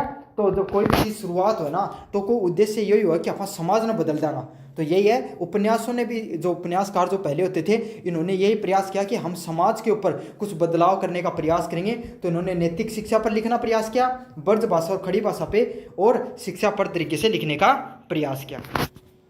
अगर इनकी प्रमुख रचनाओं की बात करें, गुरु परीक्षा है, परीक्षा गुरु लाला श्रीनिवास के द्वारा, और चंद्रकांता वो देविकानंद खत्री के द्वारा लिखी गई है। तो ये दोनों आपको अच्छे से याद कर लेनी है। देखो ये रटने वाला कंटेंट है, इसको तो आपको रटना ही पड़ेगा। अगले बात करें, अब धीरे धीरे क्या होता है, जो हिंदी उपन्यास है उसका विकास है। पहले कोई भी चीज़ है, पहले कोई बालक हो है, फिर वो बड़ो है ना, हाली उम्र को है, फिर वो और बड़ो है, फिर क्या हो बुढ़ो जा, तो वाह है, हर कोई भी चीज़ हो, साहित्य हो, कोई तकनीक हो, वह भी इस हावों आगे बढ़े। तो वो बालकपन हो, बचपन में उसका जो साहित्य का बचपन था, उसमें क्या था, शिक्षाप्रद बात कराया करता। अब क्यों हो और आगे बढ़िया, तो आगे बढ़िया था, कौन आयो, उनमें तो है सबसे बड़ा नाम निकल कर आता प्रेमचंद युग। तो 1818 से लेकर 1836 तक का जो युग रहा, उसमें प्रेमचंद ने अपना जो एक छत्र राज किया साहित्य के ऊपर। इन्होंने ऐसी साहित्य लिखा कि सभी लोग प्रेमचंद को जानने लग गए। तो हिंदी उपन्यास की वास्तविक विकास की शुरुआत किसने करी है? मुंशी प्रेमचंद के द्वारा की गई है। तो लाला श्रीनिवासन के द्वारा शुरुआत की गई, और प्रेमचंद पूछा, बोले जी थे तो करी शुरुआत, अब तो मैं आगा कुछ नई धारा लेके आऊँगा। तो इन्होंने उपन्यास पे इन्होंने कैसा उपन्यास लिखा? सामाजिक यथार्थ और मानवीय संवेदनाएं, मतलब समाज में हमारे आसपास जो घटनाएं घटती हैं उस पर इन्होंने लिखना शुरू किया। जैसे पूस की रात आपके कहानी आती है, तो उसमें क्या होता है, एक गरीब किसान की कहानी दिखाई गई है। तो इन्होंने क्या किया, जो समाज में हमारे आसपास जो घटनाएं घटती थी वो कहानियाँ दिखानी, इन्होंने बतानी शुरू करी। तो इनकी जो प्रमुख कृतियाँ वो कौन सी हैं? सेवा सदन है, 1818 में लिखी गई, स्त्री स्वतंत्रता पर लिखी हैं। उसके अलावा निर्मला, रंगभूमि, गबन हो गया, कर्म भूमि और गोदान, ये सबसे मोस्ट इंपॉर्टेंट है। कम से कम कुछ याद नहीं करो, ये याद कर लेना, गबन, कर्म भूमि और गोदान, ये सबसे ज़्यादा मोस्ट इंपॉर्टेंट है। ये किस पर लिखी गई? किसानों पर, स्त्रियों और मध्यम वर्ग की समस्याओं पर लिखी गई हैं। अब प्रेमचंद ने क्या किया? प्रेमचंद ने सबसे पहले क्या किया, ऐसा साहित्य लिखा जो आम जन की से संबंधित था। समझ में आ गया? और लोग उससे जुड़ाव करते थे क्योंकि उनमें मार्मिक पक्ष है, यथार्थ, वास्तविकता और भावनात्मक पक्ष देखने को मिलता था। इससे क्या हुआ, उन्होंने और समाज से जुड़े हुए मुद्दों पर लिखा, तो इससे सामाजिक सुधार भी हुआ और नैतिकता भी फैली, और लोगों को भी धीरे धीरे साहित्य में इंटरेस्ट भी बढ़ने लगा।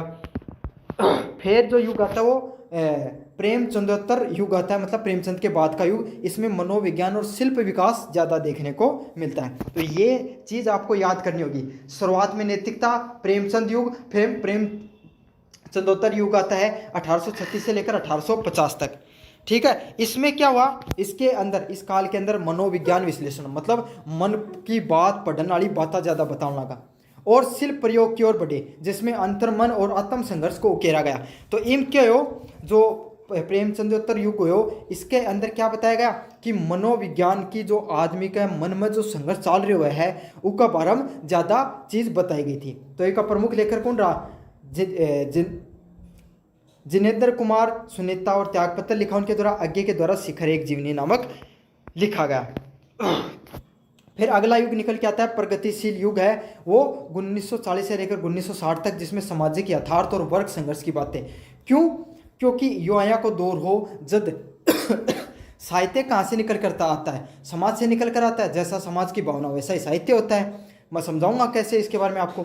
देखो, वो ऐसा युग था 1940 के बाद में भारत में क्या हुआ, भारत आज़ादी की तरफ बढ़ रहा था, उसमें गरीबी बहुत ज़्यादा थी, किसान मजदूर है वो पीड़ित व शोषित हो रहे थे। तो ऐसे युग निकल कर आया, इसमें क्या आंदोलन बहुत ज़्यादा हो रहे थे। तो ऐसा ही साहित्य में देखने को मिलता है।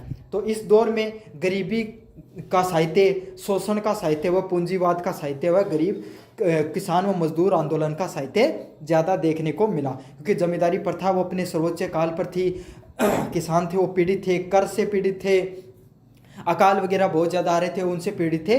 तो इसी सब चीज़ों पर क्या लिखा गया? साहित्य लिखा गया। इसमें कौन हुए प्रमुख साहित्यकार? यशपाल है, दिव्य व झूठा पक्ष, राम वृक्ष, बेनपुरी, अमृतलाल नागर के द्वारा कुछ प्रमुख कृतियाँ लिखी गई।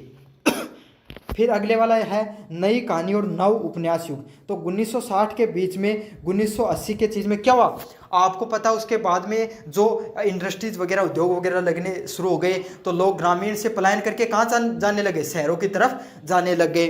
समझ में आ गया? उसमें जो महिला सशक्तिकरण उसकी बातें आगे बढ़ने लगी। तो ऐसा ही साहित्य भी देखने को मिला। तो इस साहित्य में क्या होता है? नई कहानी और नव उपन्यास युग 1960-1980 के बीच में क्या देखने को मिला? इस उपन्यास में आपको नारी चेतना, महिलाओं की जो जागरूकता है, इसके ऊपर देखने को मिला। अस्तित्ववाद, जो इंसान का अस्तित्व, उसकी बात की गई, तथा शहरी जीवन के जटिलताएं हैं, शहरी जीवन में मुश्किलें, उसके बारे में लिखा गया। इसके प्रमुख जो लेखक कौन है? मनु भंडारी, उनके द्वारा आपका बंटी, राजेंद्र यादव व मोहन राकेश, इसके द्वारा प्रमुख कृतियाँ वो लिखी गई। तो अच्छे से याद कर लेना है, प्रश्न मोस्ट इंपॉर्टेंट है, रटना पड़ेगा। देखो इस प्रश्न को, आपको जितनी ट्रिक हो सकती है मैं बता रहा हूँ आपको। विषय तलाक हो गया, स्त्री अस्मिता हो गया, बाल मनोविज्ञान व मध्यम वर्गीय तनाव, क्योंकि मध्यम वर्ग एक नया वर्ग उभर के आ रहा था जिसके पास अलग अलग प्रकार के संघर्ष थे, तो उसी के ऊपर इन्होंने ज़्यादा लिखा है इसके में। फिर कौन सा है? सामंतकाली युग 1980 के बाद का। तो यहाँ पर क्या होता है? अब दो दलित वर्ग हो गया, नारीवाद की बातें हो गई, आदिवासी जीवन हो गया, तकनीकी समाज निकल कर आया, तो तकनीक वगैरह बढ़ने लग गई, तथा जो समाज था, जो नीचे का समाज था, उसने भी अपनी आवाज़ उठानी शुरू कर दी। तो वैसा ही आपको साहित्य देखने को मिला इसके अंदर। प्रमुख कौन? आलम शाह खान, राही, मासूम राजा, उसके द्वारा आंधा गांव लिखा गया, तथा मैत्रेय पुष्पा, उसके द्वारा चाक व इदत्रम है, ये सब है चीज़ें वो लिखी गई। अगले वाला पॉइंट है हिंदी उपन्यास की प्रमुख विशेषताएं। तो हिंदी उपन्यास उसकी प्रमुख विशेषताएं क्या थी? पहला था यथार्थवाद, मतलब उसमें वास्तविकता की बातें की गई। अगले वाला पॉइंट सामाजिक सरोकार और परिवर्तन की चेतना। तो जो समाज है उससे संबंधित, समाज है भाई, समाज को बदलने का, नैतिकता से संबंधित चीज़ों के बारे में बातें होने लगी। मनोवैज्ञानिक गहराई, तो मनोविज्ञान है उससे संबंधित है, वो चीज़ें निकल कर आने लगी, क्योंकि मनोवैज्ञानिक संघर्ष है वो उस दौर में ज़्यादा देखने को मिला।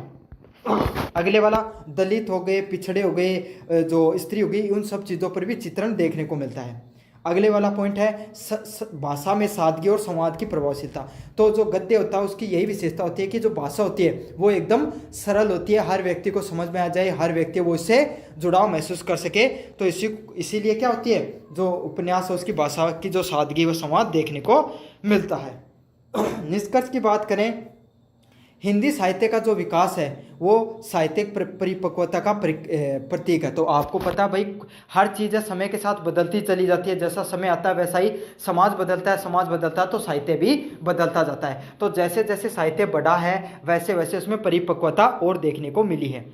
ये सिर्फ मनोरंजन का माध्यम नहीं है बल्कि समाज का आईना भी दिखाता है। तो आप कोई भी कहानी पढ़ते हो तो इससे आपका मनोरंजन तो होता ही है, लेकिन साथ में जो समाज में घट रही घटनाओं को भी आप समझने का प्रयास करते हो। यही विचार है जो परिवर्तन का औजार है, और यही जो विचार है ये आपको जो समाज में एक परिवर्तन देखने को मिलता है। प्रेमचंद से लेकर समकालीन लेखकों तक उपन्यास की विषय वस्तु, शैली, दृष्टिकोण में निरंतरता का विकास हुआ। तो यही चीज़ है जो प्रेमचंद से लेकर जो समकालीन जो लेखक थे उनके द्वारा जो विषय शैली लिखी गई और जो दृष्टिकोण विचारधारा लिखी गई उसका क्या हुआ, विकास हुआ। हिंदी उपन्यास आज न केवल भारतीय समाज के विविध पहलुओं का उजागर करता है बल्कि विश्व साहित्य के भी सम्मानजनक स्थान रखता है। तो हिंदी उपन्यास है वो आज न केवल भारतीय समाज के अलग अलग पहलुओं को दिखाता है बल्कि विश्व के साहित्य के साथ भी अपना जुड़ाव रखता है। तो यही है आपका हिंदी साहित्य से संबंधित प्रश्न था, काफ़ी मोस्ट इंपॉर्टेंट प्रश्न है। कैसा लगा आपको ज़रूर बताना। अन्य प्रश्नों का देखने चाहते हो और भी मैंने प्रश्न करा रखे हैं तो डिस्क्रिप्शन में लिंक दे रखा, वहाँ से जाकर जरूर से देख लेना वीडियो फॉर्म में। तो उनको देखने के लिए आपको क्या है, डिस्क्रिप्शन में जाना है, प्लेलिस्ट का लिंक दिया हुआ से आप ज़रूर से देख लेना। समझ में आ गया आपको? तो चलो शुरू करते हैं। इससे पहले आप चैनल को सब्सक्राइब कर दो और वीडियो को लाइक कर दो। तो पहले बात करें अपन कहानी और उपन्यास के बीच में अंतर की, तो मैं आपको समझाऊं कहानी क्या होती है। समझ में आ गया? कहानी क्या होती है, आप जो कक्षा के अंदर 11th 12th क्लास में 10th क्लास में आपने पढ़ा होगा। कहानी एक कितने तो होती है, ज़्यादा 4 से 5 पन्ने की होती है, वो कोई एक छोटी सी कहानी होती है। और उपन्यास क्या होता है, एक पूरा का पूरा नोवेल होता है। समझ में आ गया? एक मोटी किताब होती है जिसके अंदर पूरी की लंबी सी कहानी बताई जाती है। जैसे पूस की रात हो गई, गोदान हो गई, ये सब क्या है, आपको नोवेल देखने को मिलते हैं। बड़े फॉर्म में इनमें कहानियों का भी रूप है, नोवेल भी देखने को मिलते हैं अलग अलग। तो उसमें कई सारी कहानियाँ होती हैं। ऐसे समझ लो, आप आधुनिक ज़माने के बच्चे हो तो ऐसे समझ लो कहानी क्या होती है, फिल्म होती है ना, जो फिल्म होती है आपकी वो क्या होती है, कहानी समझ लो। उपन्यास को आप वेब सीरीज समझ लो। समझ में आ गया? तो वेब सीरीज होती है वो ज़्यादा बड़ी होती है ना, और कहानी क्या होती है, छोटी सी होती है। तो ऐसे समझ लो कहानी एक फिल्म का भाग होती है और उपन्यास एक वेब सीरीज की तरह होती है।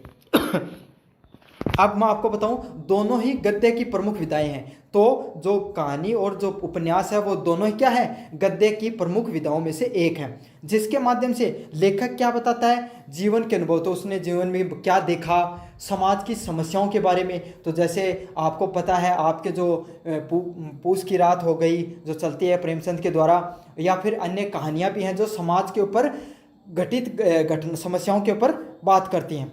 साथ के साथ मानवीय भावनाओं को भी प्रस्तुत किया जाता है। तो आज जो इंसानों की जो भावनाएं होती हैं उनको भी क्या किया जाता है, समाज की जो उनको प्रकट करने के किया जाता है कहानी और उपन्यास के माध्यम से। जो फीलिंग है, जो लेखक महसूस कर रहा, वो प्रकट करने का प्रयास किया जाता है। लेकिन दोनों में अंतर क्या है, दोनों का कंटेंट है वो लगभग समान होता है, लेकिन अंतर क्या होता है, लंबाई का।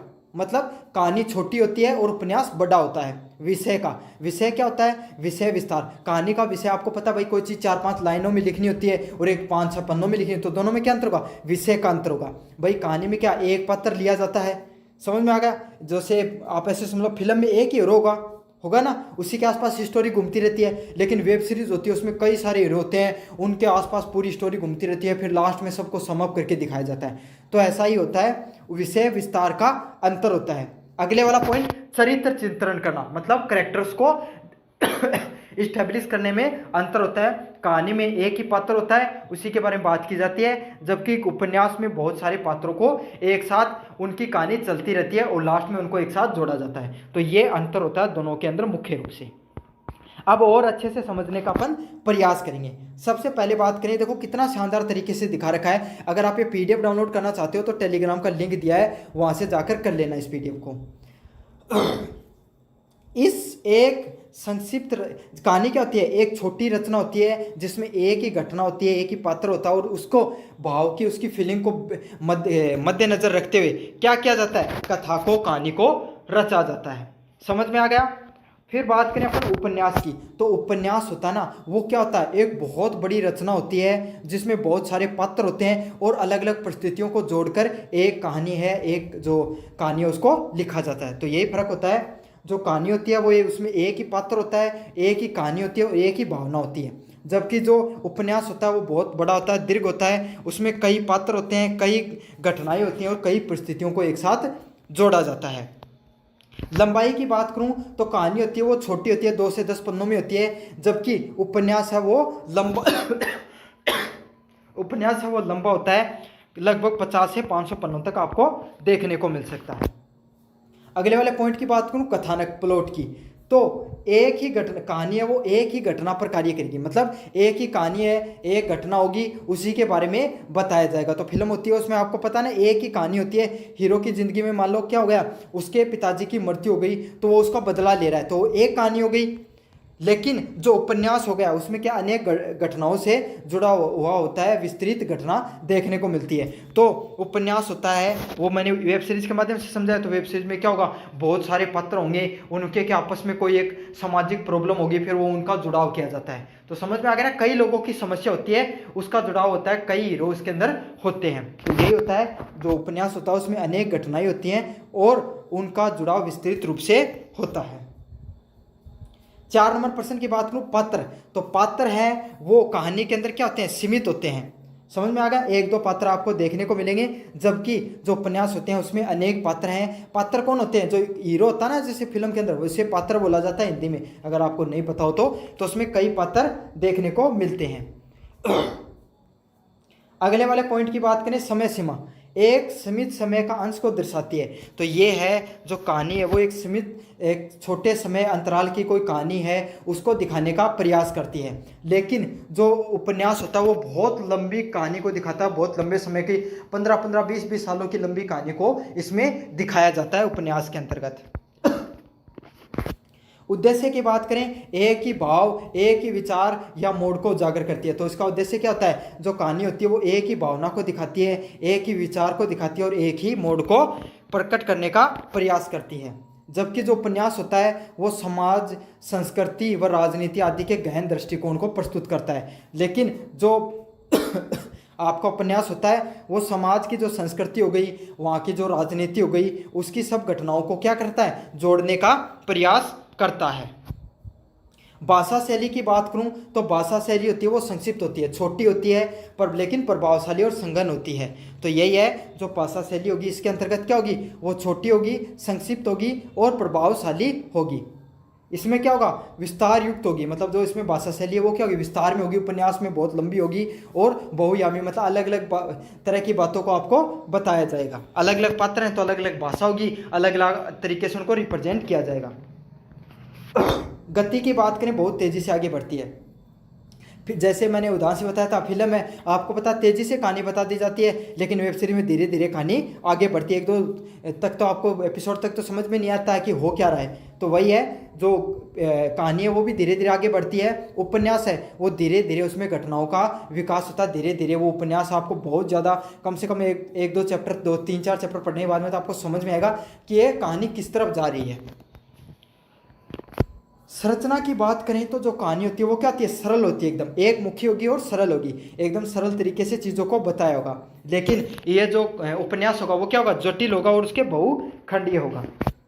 उदाहरण की बात करें तो जैसे ईदगाह हो गया, प्रेमचंद हो गए, बड़े भाई साहब हो गए, ये सब कहानियों के उदाहरण हैं।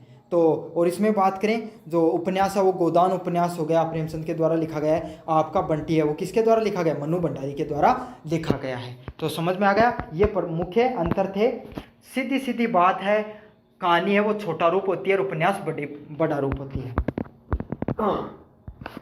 संक्षिप्त शॉर्ट समरी की बात करें अपन, कहानी है वो छोटे रूप में होती है, एक घटना होती है और एक सीमित पात्रों पर आधारित होती है। तो घटना क्या होती है, जो कहानी क्या होती है, छोटी होती है, बहुत छोटे पात्र होते हैं, उसमें घटना सीमित रहती है और सीमित पात्रों पर ही आधारित रहती है। उपन्यास क्या होता है, उपन्यास बहुत ज़्यादा लंबा होता है, विस्तृत कथानकों और गहरे चरित्र चित्रण से युक्त होता है। तो उपन्यास का बहुत बड़ा होता है और गहरे जो उस पर चरित्र हैं उसके आधार पर इसको रचित किया जाता है।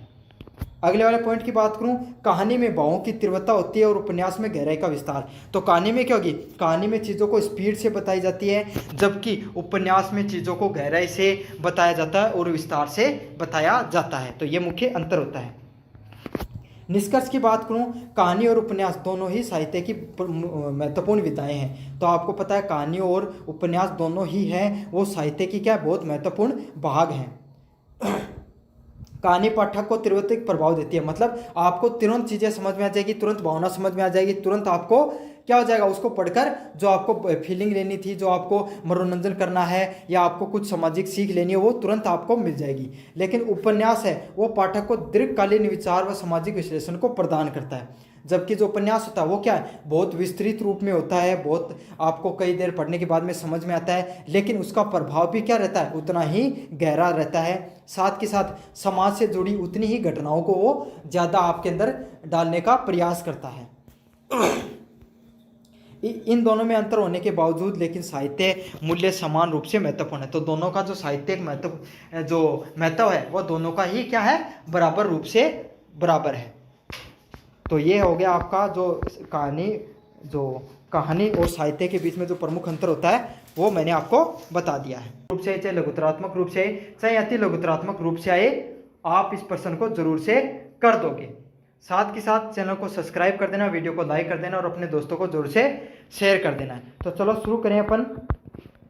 जो आपका ग्लोबल गांव के देवता है उसका जो केंद्रीय व्यक्तित्व मतलब मेन कैरेक्टर है मास्टर जी, वो क्या स्व लेखक हैं, डॉक्टर विद्यानिवास मिश्र है, उन्हीं का वैचारिक रूप से प्रतीक है। मतलब जो लेखक खुद हैं, खुद ने उनको मास्टर जी के रूप में प्रस्तुत करने का प्रयास किया है।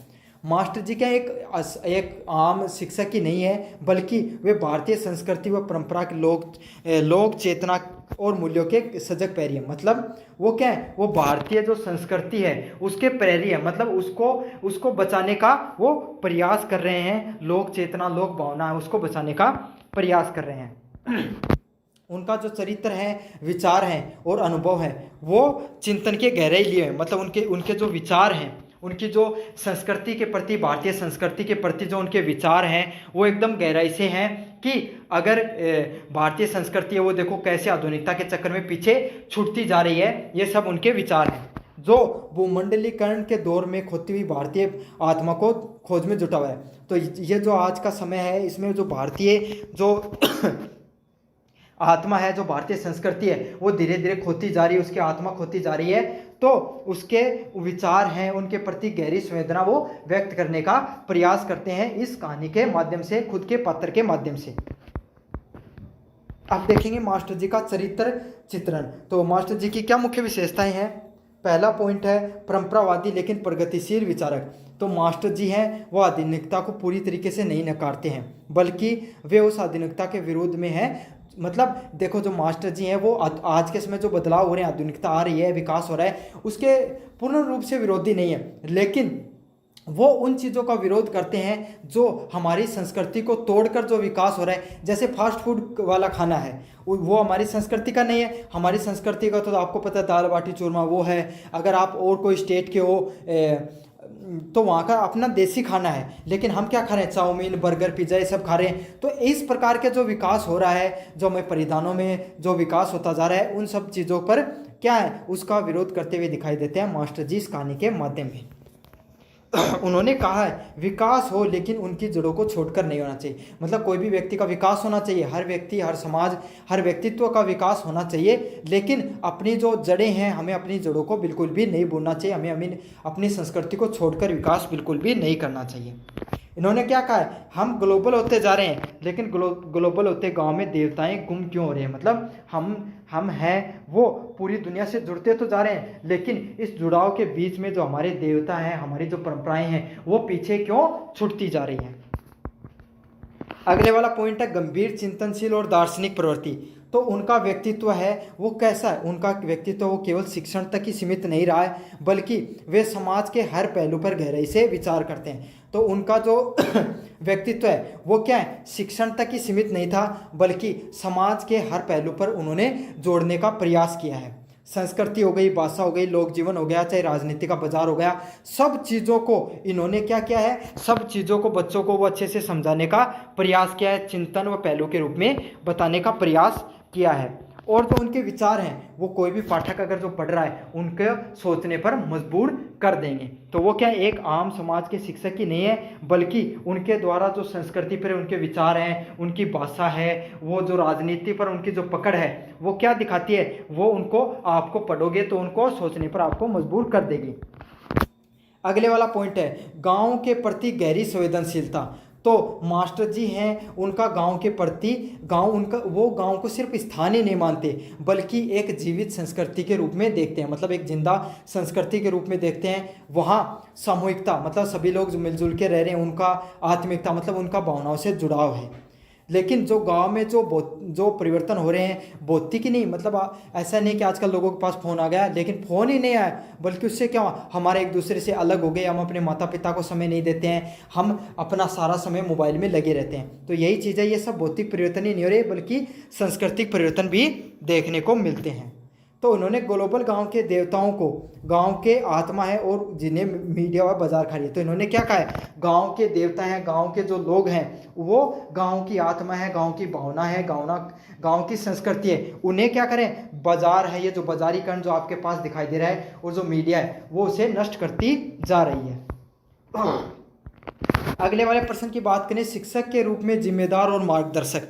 तो मास्टर जी है वो एक आदर्श शिक्षक हैं, मास्टर जी हैं वो एक कैसे शिक्षक है, मतलब आदर्श शिक्षक के रूप में उभर कर आते हैं। वह केवल पाठ्यक्रम ही नहीं पढ़ाते हैं, वो बच्चों को सिर्फ पढ़ाने का कार्य नहीं करते हैं, बल्कि जीवन के बारे में भी पढ़ाते हैं, जीवन के मूल्यों के बारे में पढ़ाते हैं, जो हमारी संस्कृति है उसके बारे में भी पढ़ाते हैं, और हमें सोचने के लिए मजबूर कर देते हैं कि वर्तमान जो पीढ़ी है वो मूल्यबोध की ओर ले जाते हैं। मतलब वो क्या करते हैं, वो जो बच्चे हैं उनसे जो पढ़ते हैं उनको जीवन का पाठ पढ़ाते हैं, अपनी भारतीय संस्कृति के बारे में बताते हैं, साथ के साथ उन्हें यह चीज़ सोचने की मजबूर करते हैं, जो नई पीढ़ी है जो हमारी भारतीय संस्कृति के बारे में कम जानती है उनको उस संस्कृति से जुड़ाव महसूस कराने का प्रयास करते हैं इस उपन्यास में।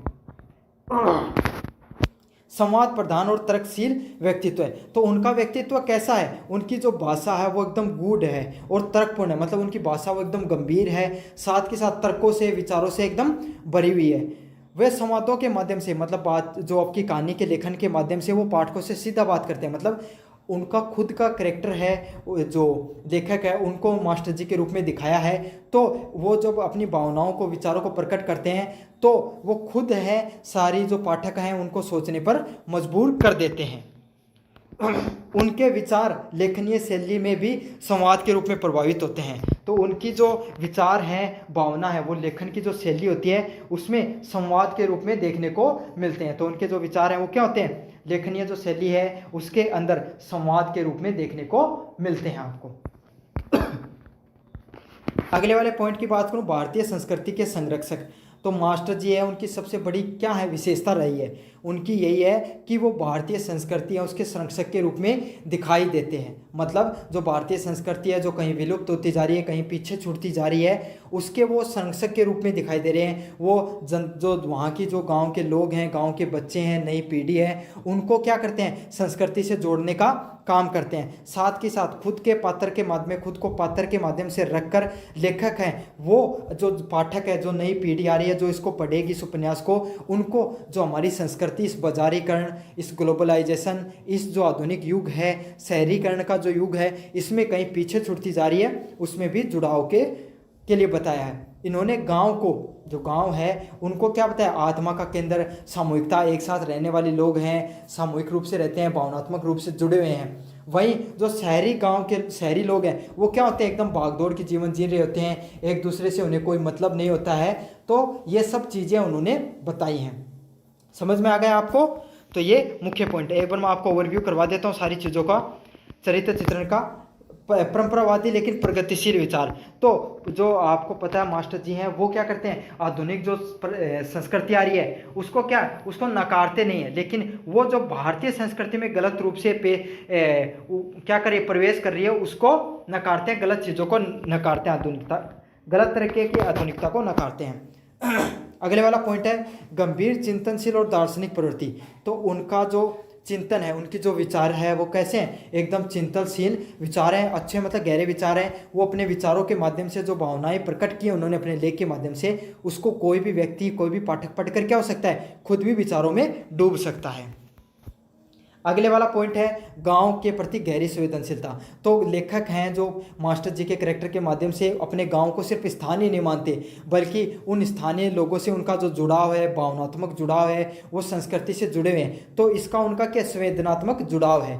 और वो जो संस्कृति में, इस गाँव की संस्कृति में जो भौतिक के साथ साथ जो सांस्कृतिक बदलाव हो रहे हैं वो उनको देखकर उन्हें दुख होता है, और इसीलिए वो क्या करते हैं, नई पीढ़ी को जो संस्कृति से जोड़ने का प्रयास कर रहे हैं।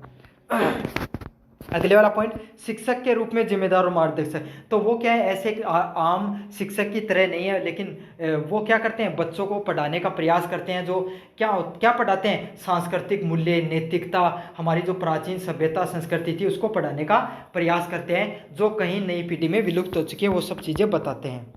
अगले वाला पॉइंट है संवाद प्रदान। तो वो क्या है, बच्चों को सिर्फ क्या करते हैं, तर्कशील बातें करते हैं। जो उनकी जो लेखन है उसमें तर्कशीलता आपको ज़्यादा देखने को मिलती है। अगले वाला पॉइंट है भारतीय संस्कृति के संरक्षक। तो उन्होंने जो अपनी भावनाएं व्यक्त की हैं उसमें वो भारतीय जो संस्कृति है उसके संरक्षक के रूप में भी व्यक्त होते दिखाई दे रहे हैं।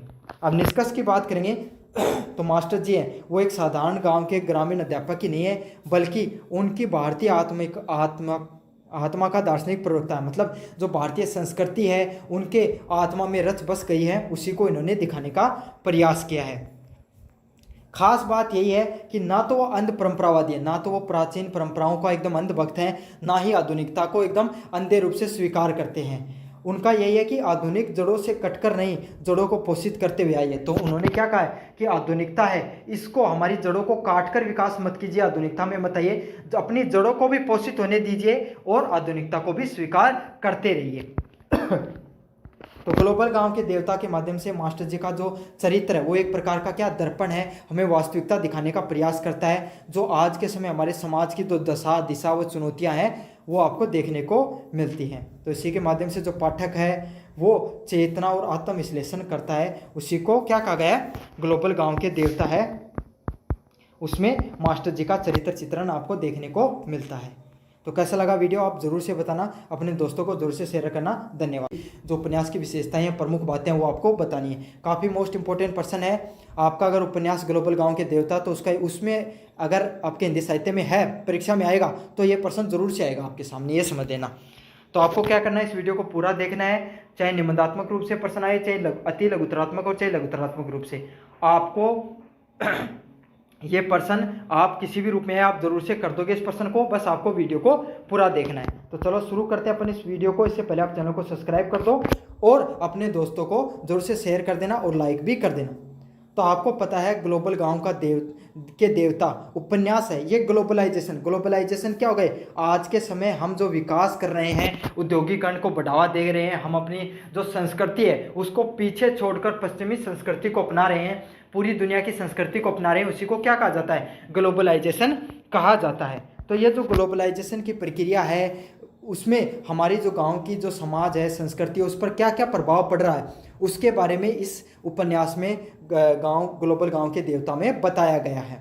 ये उपन्यास क्या है, एक सांस्कृतिक चिंतन है। मतलब हमारी जो सामाजिक संस्कृति है, जैसा हम पहनावा पहनते हैं, जो हमारे पहले दादा परदादा जो पहनावा पहनते थे, आज क्या अपन पहनते हैं, नहीं पहनते ना। हमारी कैसी परिधान हो गया है, पश्चिमी परिधान हो गया है। तो उसी पर बात किया गया, क्या है, एक प्रकार का सांस्कृतिक चिंतन है जिसे लेखक ने पश्चिमी प्रभाव और भारतीय परंपराओं के बीच में टकराव को विचारपूर्ण ढंग से प्रस्तुत किया है। तो इसी चीज़ को इन्होंने क्या, पश्चिमी जो प्रभाव है वो हम पर पड़ रहा है और भारतीय परंपराओं के बीच में जो टकराव है वो देखने को मिल रहा है। तो आज हम अपन उद्योगों का विकास हो रहा है, हम इंटरनेट के माध्यम से या फिर सारी दुनिया से जुड़े हुए हैं। तो इससे क्या, उन लोगों का प्रभाव है वो हमारी संस्कृति पर देखने को पड़ रहा है और हम हैं वो हमारी संस्कृति को भूलते जा रहे हैं। तो यही जो दोनों भावनाएं हैं इसके बीच के टकराव को इस उपन्यास में बताया गया है। समझ में आ गया आपको अच्छे से। अगले वाला पॉइंट है उपन्यास के तत्वों के आधार पर समीक्षा। तो तत्वों के आधार पर आपको समीक्षा करनी है। पहले बात करें कथानक के आधार पर, तो ये उपन्यास कोई पारंपरिक कथा नहीं है बल्कि विचार प्रधान रचना है। तो ये उपन्यास है ना, ये कोई पुरानी पारंपरिक कथा, मतलब ऐसे ही कोई गांव में किसी कवि के द्वारा लिखी जाने वाली कहानी नहीं है मन से बनाकर, बल्कि एक विचार प्रधान रचना है। मतलब इंसान जब इसको पढ़ेगा तो सोचने के लिए मजबूर हो जाएगा, ऐसी कहानी है। लेखक ने विभिन्न संदर्भों और दृष्टांतों के माध्यम से बताने की कोशिश की है कि ग्लोबलाइजेशन की प्रक्रिया भारतीय ग्रामीण संस्कृति को किस तरीके से प्रभावित कर रही है। मतलब आप जो कवि हैं उन्होंने अलग अलग कहानियों के माध्यम, जो कहानियों और पात्रों के माध्यम से इस उपन्यास में यह बताने का प्रयास किया है कि ये जो ग्लोबलाइजेशन की जो प्रक्रिया है उसने क्या किया है, ये जो आप पूरे दुनिया से जुड़े हुए हो, सामाजिक जो औद्योगिक विकास हो रहा है, शहरीकरण का बढ़ावा मिल रहा है, इससे क्या भारतीय संस्कृति है ये बुरी तरीके से प्रभावित हो रही है, इसके बारे में बताने का प्रयास किया है। उपन्यास में जैसे जैसे आगे बढ़ता है तो लेखक गांव और शहर की परंपरा, आधुनिकता और भारतीय पश्चिमों में हो रहे परिवर्तनों की चर्चा करता है। तो ये बताता है कि कैसे गांव का अपना खान पान हुआ करता था पहले, अपने क्या कैसे पहले भाई अपना जो फास्ट फूड होता था वो क्या होते थे भाई, गुलगुले हो गए, दाल बाटी चूरमा हो गया, जो चूरमा खाते थे ये हो गया, ये सब चीज़ें अपने क्या हुआ करते थे फास्ट फूड। आज के समय क्या फास्ट फूड होते हैं अपने, आज के समय है पिज़्ज़ा, बर्गर, चाउमीन, ये सब अपने फास्ट फूड हो गए। तो समझ में रहे हो ना, कपड़े पहनने के में अंतर देख लो, पहले अपन अपना परिधान धोती कुर्ता होता था, आज आप में से कभी भी जिंदगी में किसी ने धोती कुर्ता कभी पहना है, नहीं पहना होगा आप में से। तो यही चीज़ है, हर चीज़ में जो विकास के साथ क्या हो रहा है, शहरी परंपरा है और आधुनिकता के साथ जो पश्चिमी जो संस्कृति है वो क्या हो रही है, हमारे जीवन में रच बस रही है, इस उपन्यास में बताया गया है। अगले वाला पॉइंट, चरित्र। तो इस उपन्यास के माध्यम से विचारों का उपन्यास है। तो ये क्या है, आपको ऐसा उपन्यास है जो सोचने के लिए एक प्रकार से मजबूर कर देगा। ये साथ के साथ इसमें जो लेखक है इन्होंने खुद को एक विचारक के रूप में उपस्थित किया है, मतलब खुद जो लेखक है उसने खुद को एक व्यक्ति के रूप में वहाँ पर रखकर पात्र के रूप में खुद को सोचने के लिए मजबूर किया है। और आप इसको पढ़ोगे तो आप भी सोचने के लिए मजबूर हो जाओगे, जिसमें ग्रामीण जन मतलब आम जनता है वो संस्कृति, मीडिया व परंपरा आदि का प्रतीकात्मक चरित्र बन जाते हैं। तो जो गांव के लोग हैं, साथ के साथ संस्कृति हमारी, मीडिया है, परंपरा, ये सब क्या होंगे, आपको ऐसे लगेगा कि जैसे ये सारी घटनाएं हमारे आसपास की हैं, ये लोग हमारे आसपास के हैं, ये जो पात्र दिखाए गए हमारे आसपास के हैं, ये घटनाएं तो हमारे साथ ही हो रही हैं। आप ऐसी सोचने के लिए मजबूर हो जाओगे। ये ऐसे चरित्र का, ऐसे कैरेक्टर्स का यूज किया है लेखक ने। अगले वाला पॉइंट की बात करूं, संवाद, डायलॉग। तो किस प्रकार के संवादों का प्रयोग किया है, जो लेखक है उन्होंने गहरे संवाद का प्रयोग किया है। तो गहरे संवाद मतलब एकदम आपको उसमें सोचने के लिए मजबूर हो जाओगे। दार्शनिक और विचार उत्तेजक, तो इन्होंने ऐसे जो संवाद उनका प्रयास किया है बताने का जो दार्शनिक हो, समझ में आपको सोचने के लिए मजबूर कर दें पाठक को। साथ के साथ हमें यह बताएं क्या हम अपनी जड़ों को काटकर विकास करें। तो आप उसको पढ़ोगे इस ग्लोबल गांव के देवता को, तो आपको ये महसूस होगा क्या हम अपनी संस्कृति को से पीछे हटकर अपनी जो जड़ें हैं, अपनी जो संस्कृति इसको भूलकर क्या हम विकास तो नहीं कर रहे हैं। तो यही आपको इसमें पता चलेगा। अगले वाले प्रश्न की बात करें वातावरण की, तो जो यहाँ पर किस प्रकार के वातावरण की बात की गई है, तो ग्लोबल गांव का उपन्यास है, इसमें गांव और शहर के दोनों के जीवन का दिखाया गया है। गांव का आत्मीय और सामूहिकता, मतलब गांव में जो लोग हैं वो एक दूसरे के साथ भावनात्मक रूप से जुड़े रहते हैं, सामूहिक रूप से जुड़े रहते हैं एक दूसरे के साथ, उनका लोक जीवन होता है वो दिखाया गया है। साथ में जो शहरी जीवन वो कैसा होता है, मशीनों जैसा जीवन होता है, भागदौड़ से भरा रहता है, अलगाववाद मतलब एक दूसरे से मिलजुल कर नहीं रहते हैं, अलग अलग रहते हैं, ये सब चीज़ें आपको देखने को मिलती हैं। तो यहाँ पर साफ साफ है दोनों की विचारधारा में, दोनों जगह की विचारधारा में आपको टकराव देखने को मिलता है। 5 नंबर प्रश्न की बात करें, भावना और विषय वस्तु। तो भावना और विषय वस्तु की बात करें तो लोक संस्कृति है वो आपको देखने को मिलती है। यहाँ पर समझ में आ गया, बाजार, मीडिया और बाजार की ताकत। तो बाजार और मीडिया उसकी क्या ताकत होती है इसको बताया गया है इस उपन्यास में।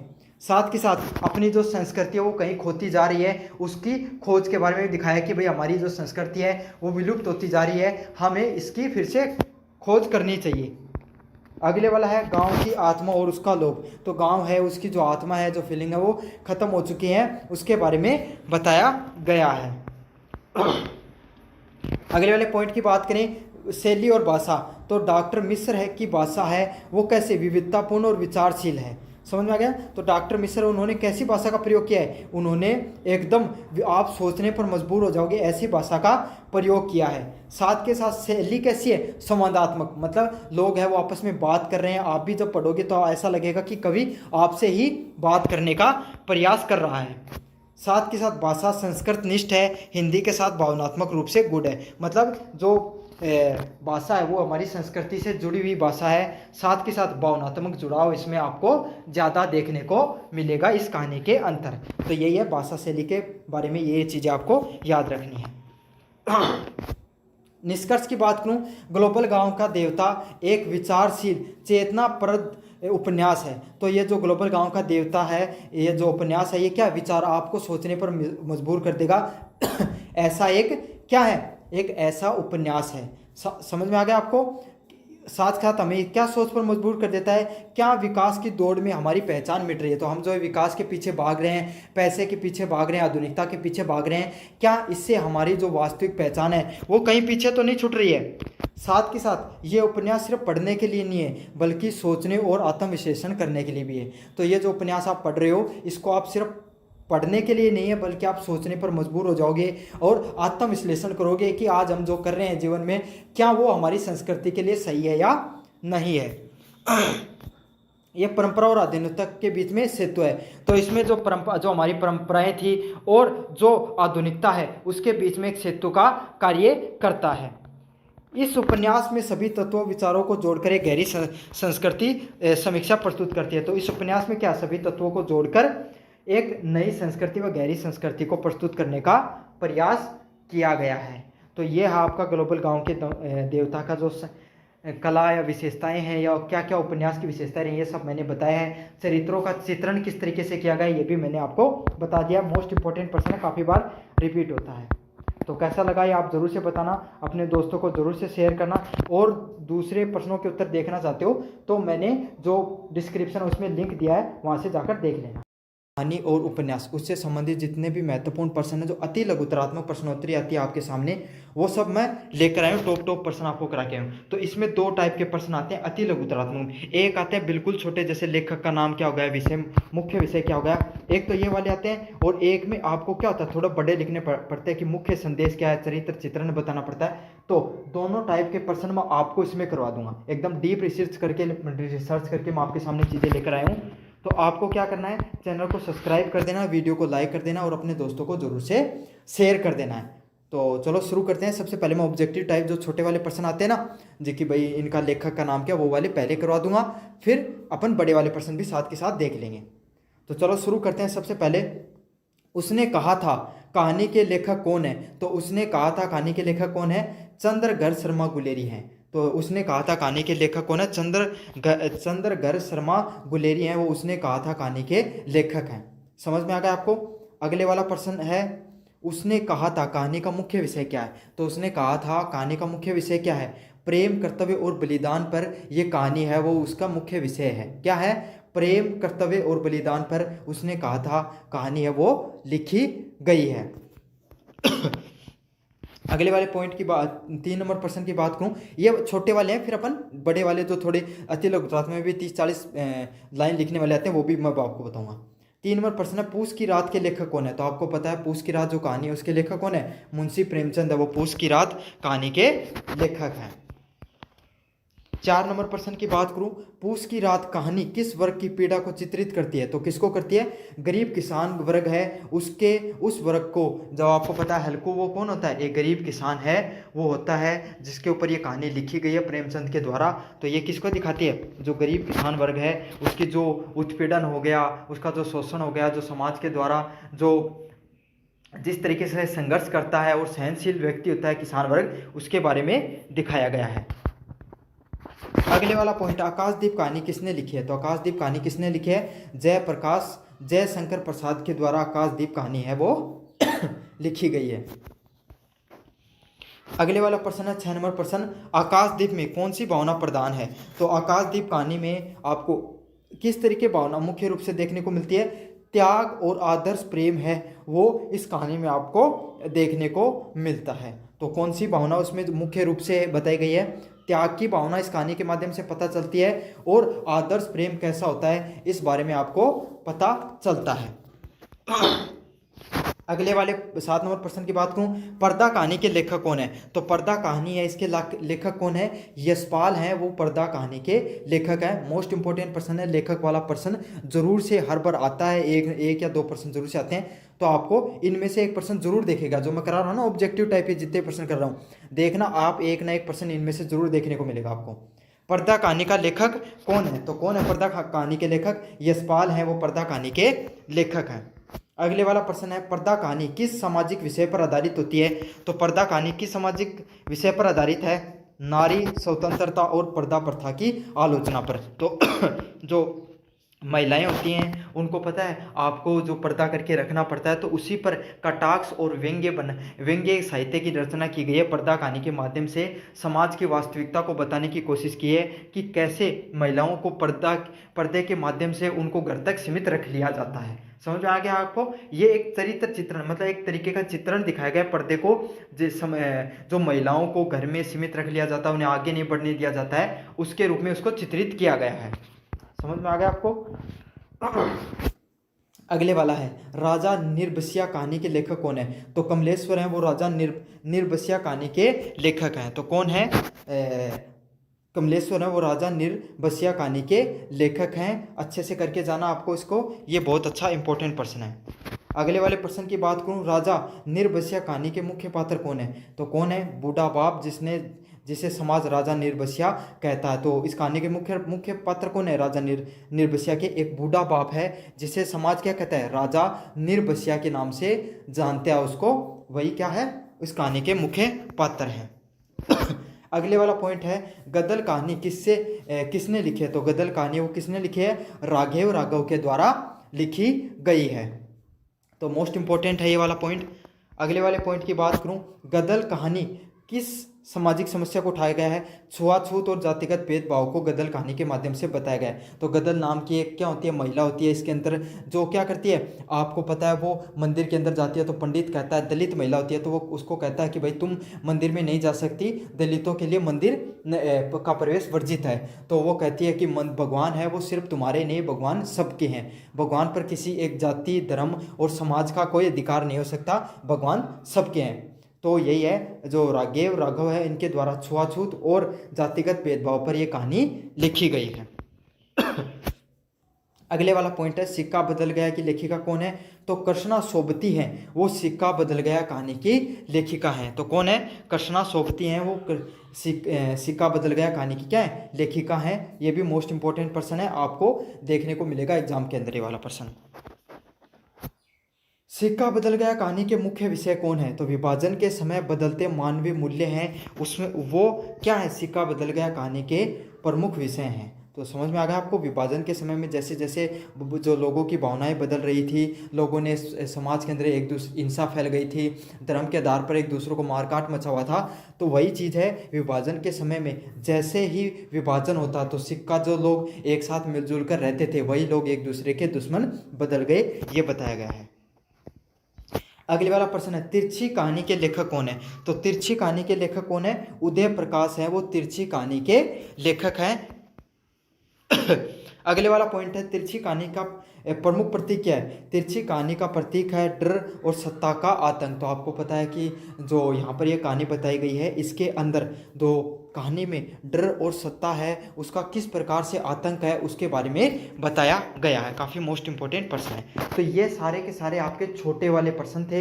अब मैं आपको कराऊंगा बड़े वाले प्रश्न। जो आपके जो बड़े प्रश्न आते हैं ना, आपको लगभग 30 से 40 वर्ड में लिखना पड़ता है। एक तो ये टाइप के प्रश्न आते हैं अति लघुतरात में, एक में लेखक या छोटे वाले प्रश्न आते हैं ऑब्जेक्टिव, वो तो दोनों ही करवा रहा हूँ, आप अच्छे से करना है इनको।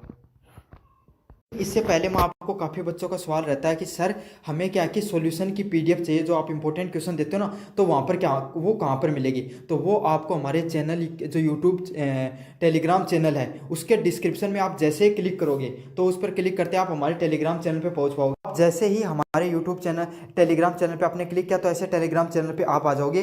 तो यहाँ पर आप जैसे ही ऊपर आओगे थोड़ा सा, तो यहाँ पर आपको एक पीडीएफ देखने को मिलेगी, BA second semester Hindi literature guest paper plus solution की। समझ में आ गया आपको? इस पे आपको क्लिक कर लेना है, या फिर आपको यहाँ पर आना है, फाइल वाले सेक्शन में आपको हिंदी लिटरेचर सर्च करना है।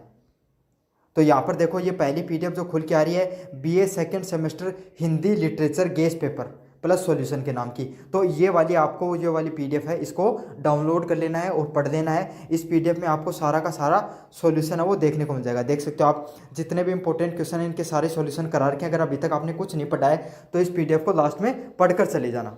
साथ के साथ काफ़ी बच्चों को सर अभी तक हमने कुछ नहीं पढ़ा, तो आप एक क्लास बता दो जो इसके साथ हम पढ़ जाएं निबंधात्मक प्रश्नों की। तो इसके लिए आपको हमारे यूट्यूब चैनल पे आ जाना है, यूनिवर्सिटी चैंपियन। वहाँ पर आपको प्लेलिस्ट वाले सेक्शन पे आना है। प्लेलिस्ट वाले सेक्शन पे जैसे आओगे, यहाँ पर आपको एक प्लेलिस्ट देखने को मिलेगी, BA सेकेंड सेमेस्टर हिंदी साहित्य। BA सेकेंड सेमेस्टर की जो हिंदी साहित्य की है, या इस प्लेलिस्ट का लिंक वो डिस्क्रिप्शन में दे दूंगा, आप वहाँ से इसको आप जाकर देख लेना। और यहाँ पर एक दो क्लासें आपको देखने को मिलेंगी। एक तो BA हिंदी कहानी व उपन्यास की मास्टर क्लास नंबर 1 है, ये वाली आपको देखनी है। ये आपको निबंधात्मक प्रश्न के काम आएगी। साथ के साथ जो आपका गद्य लिखना पड़ता है, जो आपको एक्सप्लेन करना पड़ता है ना कहानियों को, उसके प्रसंग व्याख्या के लिए आपको ये वाली क्लास पढ़नी है। और अगर आपके जो कुछ निबंधात्मक प्रश्न बाकी के मैंने मास्टर क्लास नंबर 2 में करा रखे हैं, तो आपको ये क्लास देख के चले जानी है। बाकी सारे इंपॉर्टेंट क्वेश्चन भी मैंने यहाँ पर कर रखे हैं। इस प्लेलिस्ट का लिंक है वो डिस्क्रिप्शन में आपको मिल जाएगा। तो चलो शुरू करते हैं अपन अगले प्रश्न की तरफ। उसने कहा था कहानी के जो मुख्य संदेश क्या होता है, तो आपको पता है उसने कहा था इसमें लैला सिंह का जो करेक्टर है वो देखने को मिलता है, पात्र देखने को मिलता है। तो वो कहानी किस पर है? प्रेम, बलिदान और कर्तव्य निष्ठ पर आपको देखने को मिलती है, जिसमें लैला सिंह है वो अपनी प्रेमिका के बेटे की रक्षा हेतु अपने जो युद्ध में जान की बाजी भी लगा देता है। तो यही कहानी दर्शाती है कि उसका प्रेम था वो क्या था? निस्वार्थ भाव था, निस्वार्थ भाव का प्रेम था। उसके प्रेम में किसी भी प्रकार की आपको क्या देखने को नहीं मिलती है? कोई भी प्रकार का स्वार्थ नहीं देखने को मिलता है। अगला है भावना सिंह का चरित्र चित्रण कीजिए। तो लैला सिंह है वो एक बहादुर और कर्तव्यनिष्ठ व भावुक सैनिक है। मतलब वो क्या होता है, एकदम मतलब कर्तव्यनिष्ठ है। उसने अपने बचपन में अपनी प्रेमिका से वादा किया था, जब वो छोटा था तब उसने कहा था, उसने उससे पूछा था कि भाई तू मेरे लिए क्या कर सकता है। उसकी प्रेमिका ने उससे पूछा था कि तू मेरे लिए क्या कर सकता है, तो उसने कहा था कि मैं हमेशा तुम्हारी रक्षा करूँगा। समझ में आ गया? फिर क्या होता है, उसका आगे जाकर उसकी शादी उससे नहीं होती है, उस शादी और किसी और से हो जाती है और लैला सिंह वो आर्मी में लग जाता है। तो उसका जो पति है, सॉरी उसमें बेटा बता दिया था पहले वाले में, उसका पति है वो भी आर्मी में होता है और उसको पता चलता है कि वो उसकी प्रेमिका उसकी शादी इस अफसर से हुई है। तो उसको बचाने के लिए वो अफसर है, उसको गोली लग रही होती है, उसमें वो आगे आ जाता है और वो गोली खुद खा लेता है और वो उसका अफसर उसकी प्रेमिका के पति को बचा लेता है। तो यही है, वो अपने निस्वार्थ प्रेम को बचाने के लिए उसने अपने प्राणों की आहुति भी दे दी थी। तो इसका चरित्र आदर्श प्रेम और बलिदान का प्रतीक है। तो आपको जो मैंने कहानी बताई है आपको ये बता देना है। अगले वाला है पूस की रात कहानी का मुख्य विषय क्या है। तो आपको पता है पूस की रात की जो कहानी है, इसमें जो भारतीय किसान वर्ग है उसकी गरीबी की असहायता और प्रकृति से संघर्ष का चरित्र करती है। मतलब ये जो कहानी है, ये जो हमारे समाज में जो किसान वर्ग होता है उसमें जो गरीबी है, असहाय है, मतलब वो चीज़ों को आप इतना असहाय, इतनी गरीबी देखने को मिलती है कि जहाँ हल्कू है वो अपना कंबल खरीदना चाहता था सर्दी से बचने के लिए, लेकिन उसको कंबल नहीं खरीद के साहूकार का उसने कर्जा चुकाया था। समझ में आ गया? और हल्कू ने ठंड से बचने के लिए खेत की रखवाली छोड़ दी थी। इससे क्या हो जाती है, उसकी फसल नष्ट हो जाती है। यह कहानी ग्रामीण जीवन की त्रासदी का उजागर करती है। तो यही है किसान वर्ग की जो फसल नष्ट होने को किस किस तरीके से दिखाया गया कि किसान वर्ग है वो हर तरीके से पीड़ित होता है, साहूकार के कर्जे से। ये समाज है वो उसका जो कठिन मेहनत करता है, जो कठिन मेहनत करता है उसको ये समाज है, ये साहूकार, सरकार, ये जो समाज है उसकी मेहनत को क्या कर जाते हैं, ऐसे ही नष्ट कर देते हैं। तो यही इसमें दिखाया गया है। अगले वाला प्रश्न है हल्कू के जीवन की क्या विडंबना थी। तो हल्कू ने जो ठंड से बचने के लिए कंबल खरीदता है रात को रखवाली करने के लिए, लेकिन क्या होता है वो रखवाली करते करते ही बीच में सो जाता है और उसकी फसल है वो क्या कर देते हैं, सुअर नष्ट कर देते हैं। तो यही स्थिति है, उसकी गरीबी और बेबसी को दिखाती है, जिससे छोटी रात भी भारी नुकसान का कारण बन जाती है। तो क्या होता है, एक रात आती है पूस की रात जिसमें बहुत ज़्यादा ठंड पड़ रही होती है।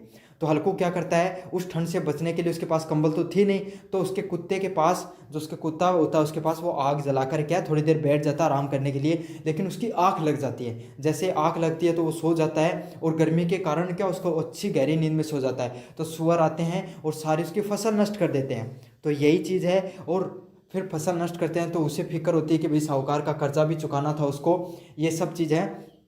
तो यही चीज़ है, इन सब चीज़ों ने क्या दिखाई है, जो किसान वर्ग है उसकी गरीबी और बेबसी को दिखाया गया है। अगले वाला प्रश्न, आकाशदीप कहानी का प्रतीकात्मक अर्थ प्रकट कीजिए। तो आकाशदीप कहानी है आत्मा की ज्योति, सद्भावना और पवित्र प्रेम का प्रतीक है। ये कहानी आत्मीय प्रेम और त्याग को दिखाती है। तो आपको पता आकाशदीप कहानी है ये कोई भी जो प्रेम से संबंधित पवित्र प्रेम की कहानी है उससे संबंधित है। इस कहानी में कोई भी व्यक्ति है उसके आत्मीय प्रेम मतलब कि एक शारीरिक प्रेम से नहीं होकर आत्मा से प्रेम मतलब रूह से प्रेम को दिखाया है। वो किसी स्त्री के साथ शारीरिक संबंध की जगह आत्मिक संबंध स्थापित करता है। तो वो कोई भी शारीरिक संबंध को ज़्यादा महत्व नहीं देकर किसी भी प्रकार के जो आत्मिक संबंध होते हैं, भावनात्मक संबंध होते हैं, उनको ज़्यादा महत्व देते हैं, जिससे वह आकाशदीप रूपी प्रकाश बन जाती है। और यही भावना उसकी क्या बन जाती है, आकाशदीप रूपी प्रकाश बन जाती है। अगले वाला प्रश्न, आकाशदीप कहानी में लेखक के प्रेम की प्रकृति कैसी है। तो आकाशदीप जो ये कहानी है इसमें जो उसका प्रेम है वो कैसा, पवित्र व आध्यात्मिक है। वह नारी के देह से ऊपर उठकर, देह से मतलब शरीर से ऊपर उठकर उसकी आत्मा से प्रेम करता है। तो किससे करता है, वो शारीरिक संबंध बनाने के बजाय जो आध्यात्मिक व आत्मिक प्रेम बनाने पर ज़्यादा उसका यहाँ पर जोर दिया गया है। इस कहानी में वो प्रेम, त्याग, श्रद्धा और समर्पण पर आधारित है। तो ये कहानी है ये प्रेम हो गया, प्रेम में उसका त्याग हो गया, समर्पण हो गया, इस पर आधारित है, जो कोई भी इंसान को आत्मीय शांति और सौंदर्य का अनुभव कराती है। तो यही चीज़ कोई भी व्यक्ति को क्या दिखाती है, उसके अंदर की जो आत्मिक शांति हो गई और सौंदर्य प्रेम को दिखाती है। अगले वाला प्रश्न है, पर्दा कहानी में पर्दा किसका प्रतीक है। तो इस कहानी में पर्दा है जो रूढ़ियों, जो प्राचीन समय से चली आ रही परंपराओं का, झूठे सम्मान का और स्त्री की आज़ादी के बंधन का प्रतीक है। तो आपको पता है जो कितने बहुत पुराने समय से जो प्रचलित परंपरा चली आ रही है पर्दा प्रथा की, वो कोई भी जो समाज है उसमें झूठे सम्मान की और स्त्री की आज़ादी का बंधन है। तो पर्दा इसमें किस प्रतीक में दिखाया गया है, इसमें दिखाया गया है कि महिलाओं को समाज में आगे नहीं बढ़ने दिया जाता, उसे पर्दे के पीछे घर में रखा जाता है, साथ के साथ शिक्षा के अवसर नहीं दिए जाते हैं, समाज में आगे बढ़कर काम करने के मौके नहीं मिलते हैं। तो पर्दा है वो उसकी आज़ादी का बंधन के रूप में दिखाया गया है। ये कहानी समाज में स्त्री पर थोपे गए पर्दे पर सवाल के घेरे में लाती है। तो ये कहानी क्या दिखाती है कि जो महिलाओं को पर्दे के पीछे रखा जाता है, इस सवाल पर इस पर आपको उसको सवाल के घेरे में लाती है और वह उसके आत्म सम्मान की स्वतंत्रता की बात करती है। साथ के साथ ये क्या दर्शाता है, उसके आत्म सम्मान को ठेस पहुंचाने वाली बात है। तो अगले वाला पार्ट है, पर्दा कहानी में महिला पात्रों का संघर्ष किससे है। तो जो पर्दा पात्र है इसमें संघर्ष है वो समाज की रूढ़ियाँ हो गई, पारिवारिक दबाव हो गए और झूठे नैतिक मूल्यों से है।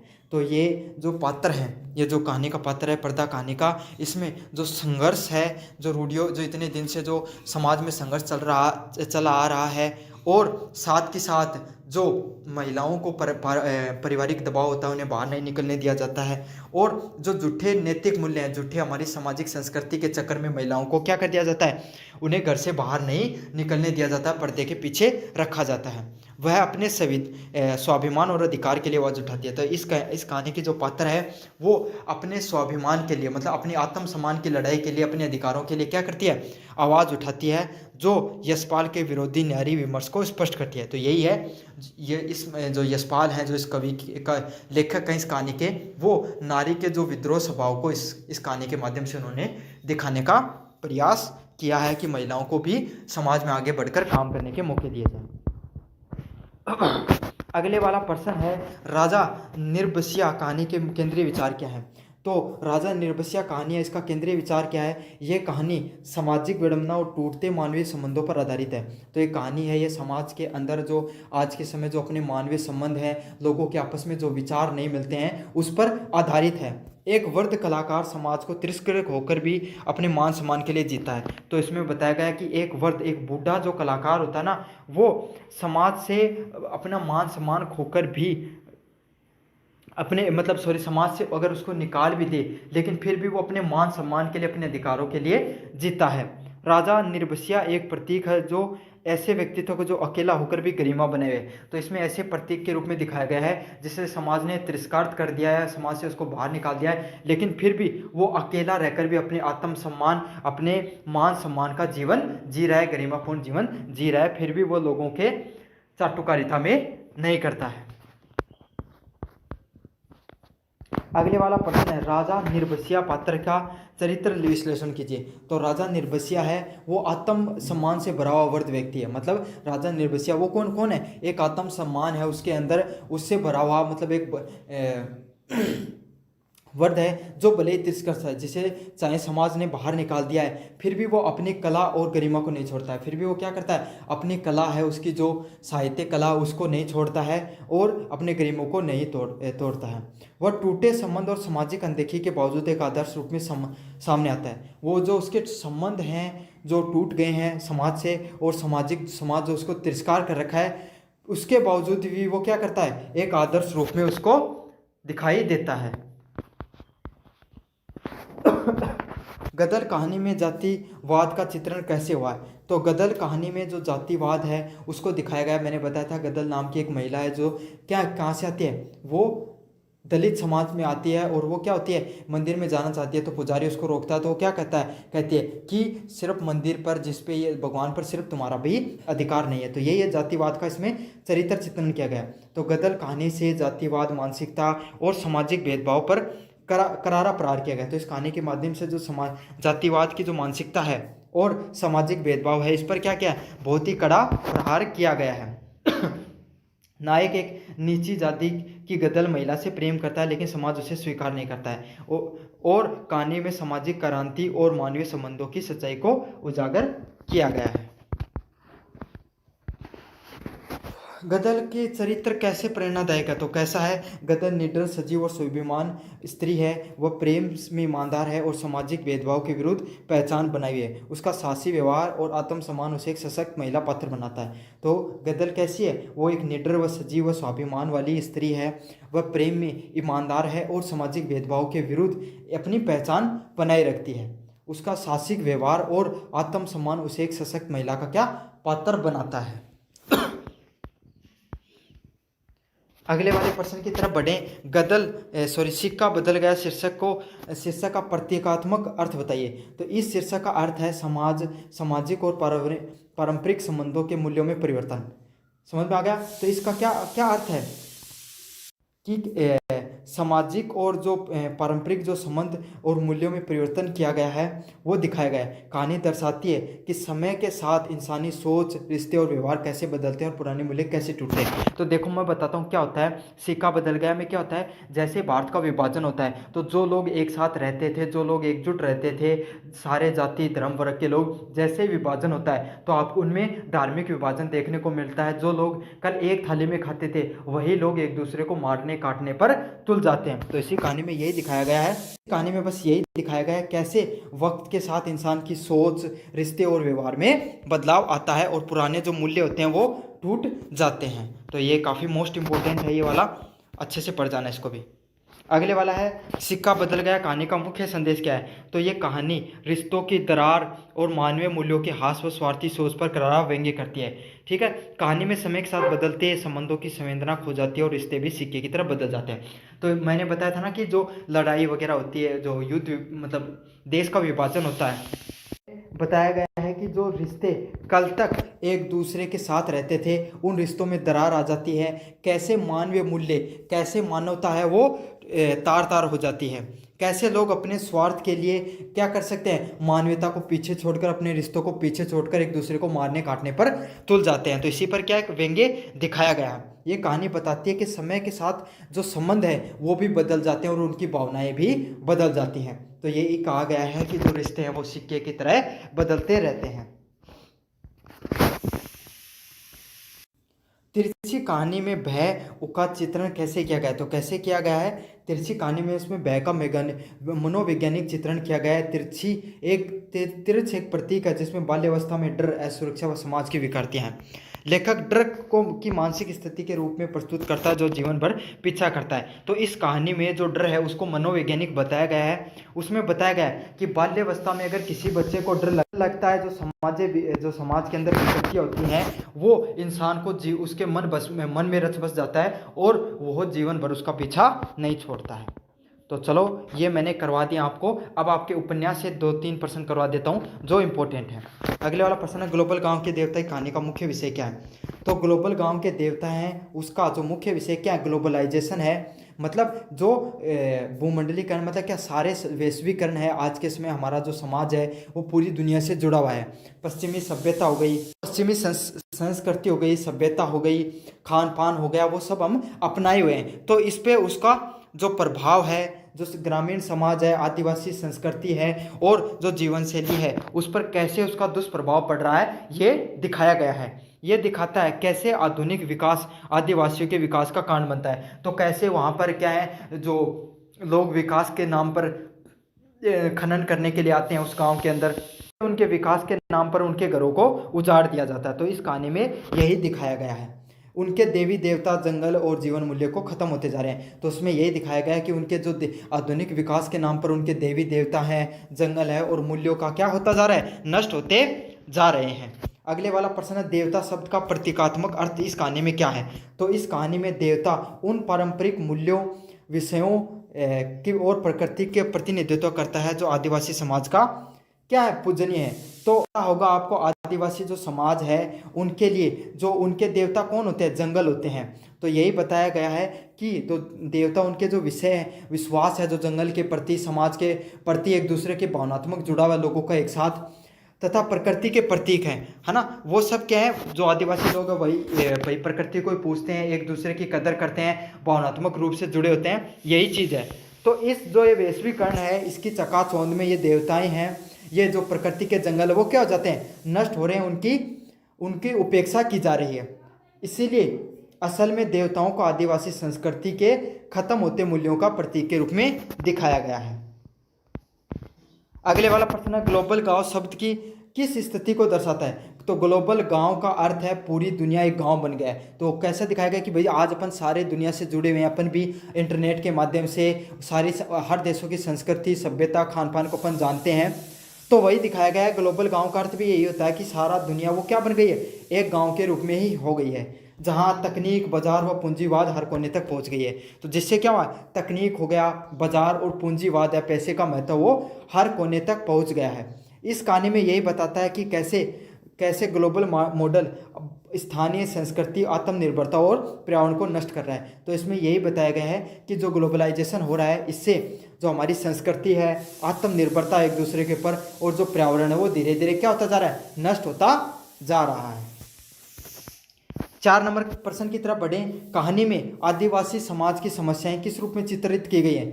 तो एक कहानी में जो आदिवासी समाज है उनके ज़मीनों को क्या कर लिया जाता है, उनको ज़मीनों को हरण कर लिया जाता है, छीन लिया जाता है, देवी देवताएं और पूजा स्थलों का विनाश कर लिया जाता है, पूजा स्थलों को विनाश कर लिया जाता है, उनकी सांस्कृतिक मूल्यों का ह्रास होता है। तो और क्या क्या देखने को मिलता है, साथ के साथ उनके जो सांस्कृतिक मूल्य हैं उनको भी नष्ट कर दिया जाता है। वे आधुनिक विकास के नाम पर उजड़ते हैं और उन्हें कोई भी लाभ नहीं होता है। तो क्या होता है, उनके जो प्राकृतिक जंगल हैं, उनकी जो सभ्यता है, संस्कृति है, उनको विकास के नाम पर क्या कर दिया जाता है, उजाड़ दिया जाता है। और वास्तविकता यही होती है कि उन लोगों को ये दिखाया जाता है कि आपका बहुत ज़्यादा इस सब चीज़ों से विकास होगा, लेकिन इससे कोई भी विकास नहीं होता, बल्कि उनका क्या हो जाता है, उन्हीं को नुकसान पहुँचता है इन सब चीज़ों से। अगले वाला प्रश्न है, ग्लोबल गांव के देवता का लेखनीय दृष्टिकोण क्या है। तो लेखक रणेंद्र ने दृष्टिकोण स्पष्ट रूप से जन पक्षाधार व आलोचनात्मक है। तो रणेंद्र ने क्या दिखाया है, लेखक रणेंद्र ने, कि जो जनाधार मतलब जन का जो महत्व है और आलोचनात्मक पक्ष को दिखाने का प्रयास किया है। वे आधुनिकता और बाजारवाद की अंधी दौड़ को चुनौती देते हैं। वो जो आज के समय जो आधुनिकता के नाम पर जो गाँव को उजाड़ा जा रहा है, संस्कृति को खत्म किया जा रहा है, उसको चुनौती देने का प्रयास करते हैं और आदिवासी समाज के अधिकार, संस्कृति और पहचान की रक्षा की पैरवी करते हैं। तो वो इस माध्यम से क्या करते हैं, जो आधुनिक समाज है उनके अधिकार हो गए, उनकी संस्कृति हो गई और पहचान हो गई, उसकी क्या करते हैं, वो पैरवी करते हैं, उनको उनकी रक्षा करने का प्रयास करते हैं। उनकी भावनाओं को अपने लेखन के माध्यम से इन्होंने स्पष्ट करने का प्रयास किया है। यही दृष्टिकोण उनका सामाजिक न्याय की ओर झुका हुआ है। तो इस माध्यम से वो क्या बताते हैं कि किस तरीके से सामाजिक न्याय कार्य करता है। अगले वाला प्रश्न है, ग्लोबल गांव के देवता कहानी के मुख्य विषय क्या है। पहला है तकनीक, ये कहानी मतलब आपको ग्लोबल गांव के देवताओं की जो मुख्य कहानी है ये किसके आधार पर है, आदिवासी संस्कृति और वैश्वीकरण के प्रभाव के ऊपर है। तो इसका सही आंसर क्या, मतलब इसको आपको आएगा तो आपको क्या करना है, आदिवासी संस्कृति और वैश्वीकरण के प्रभाव पर आपका मुख्य विषय है इसका। तो देवता किसके प्रतीक है? कहानी में आदिवासी परंपराएं और सांस्कृतिक मूल्यों के रूप में देवताओं को दिखाया गया है। और जो देवता का ग्लोबल गांव शब्द में किस संदर्भ में प्रयोग किया जाता है? तो किस में किया जाता है? वैश्विक बाजार और ग्रामीण क्षेत्रों के विस्तार के रूप में इनका प्रयोग किया जाता है। तो इस प्रकार से आपके बड़े वाले प्रश्न आए या छोटे वाले प्रश्न आए, इनमें भी दो प्रकार के प्रश्न आते हैं, वो मैंने दोनों टाइप के प्रश्न आपको करवा दिया है। अब आपको वीडियो अगर पूरा देखा अच्छा लगा तो चैनल को सब्सक्राइब कर देना, अपने दोस्तों को जोर से शेयर कर देना।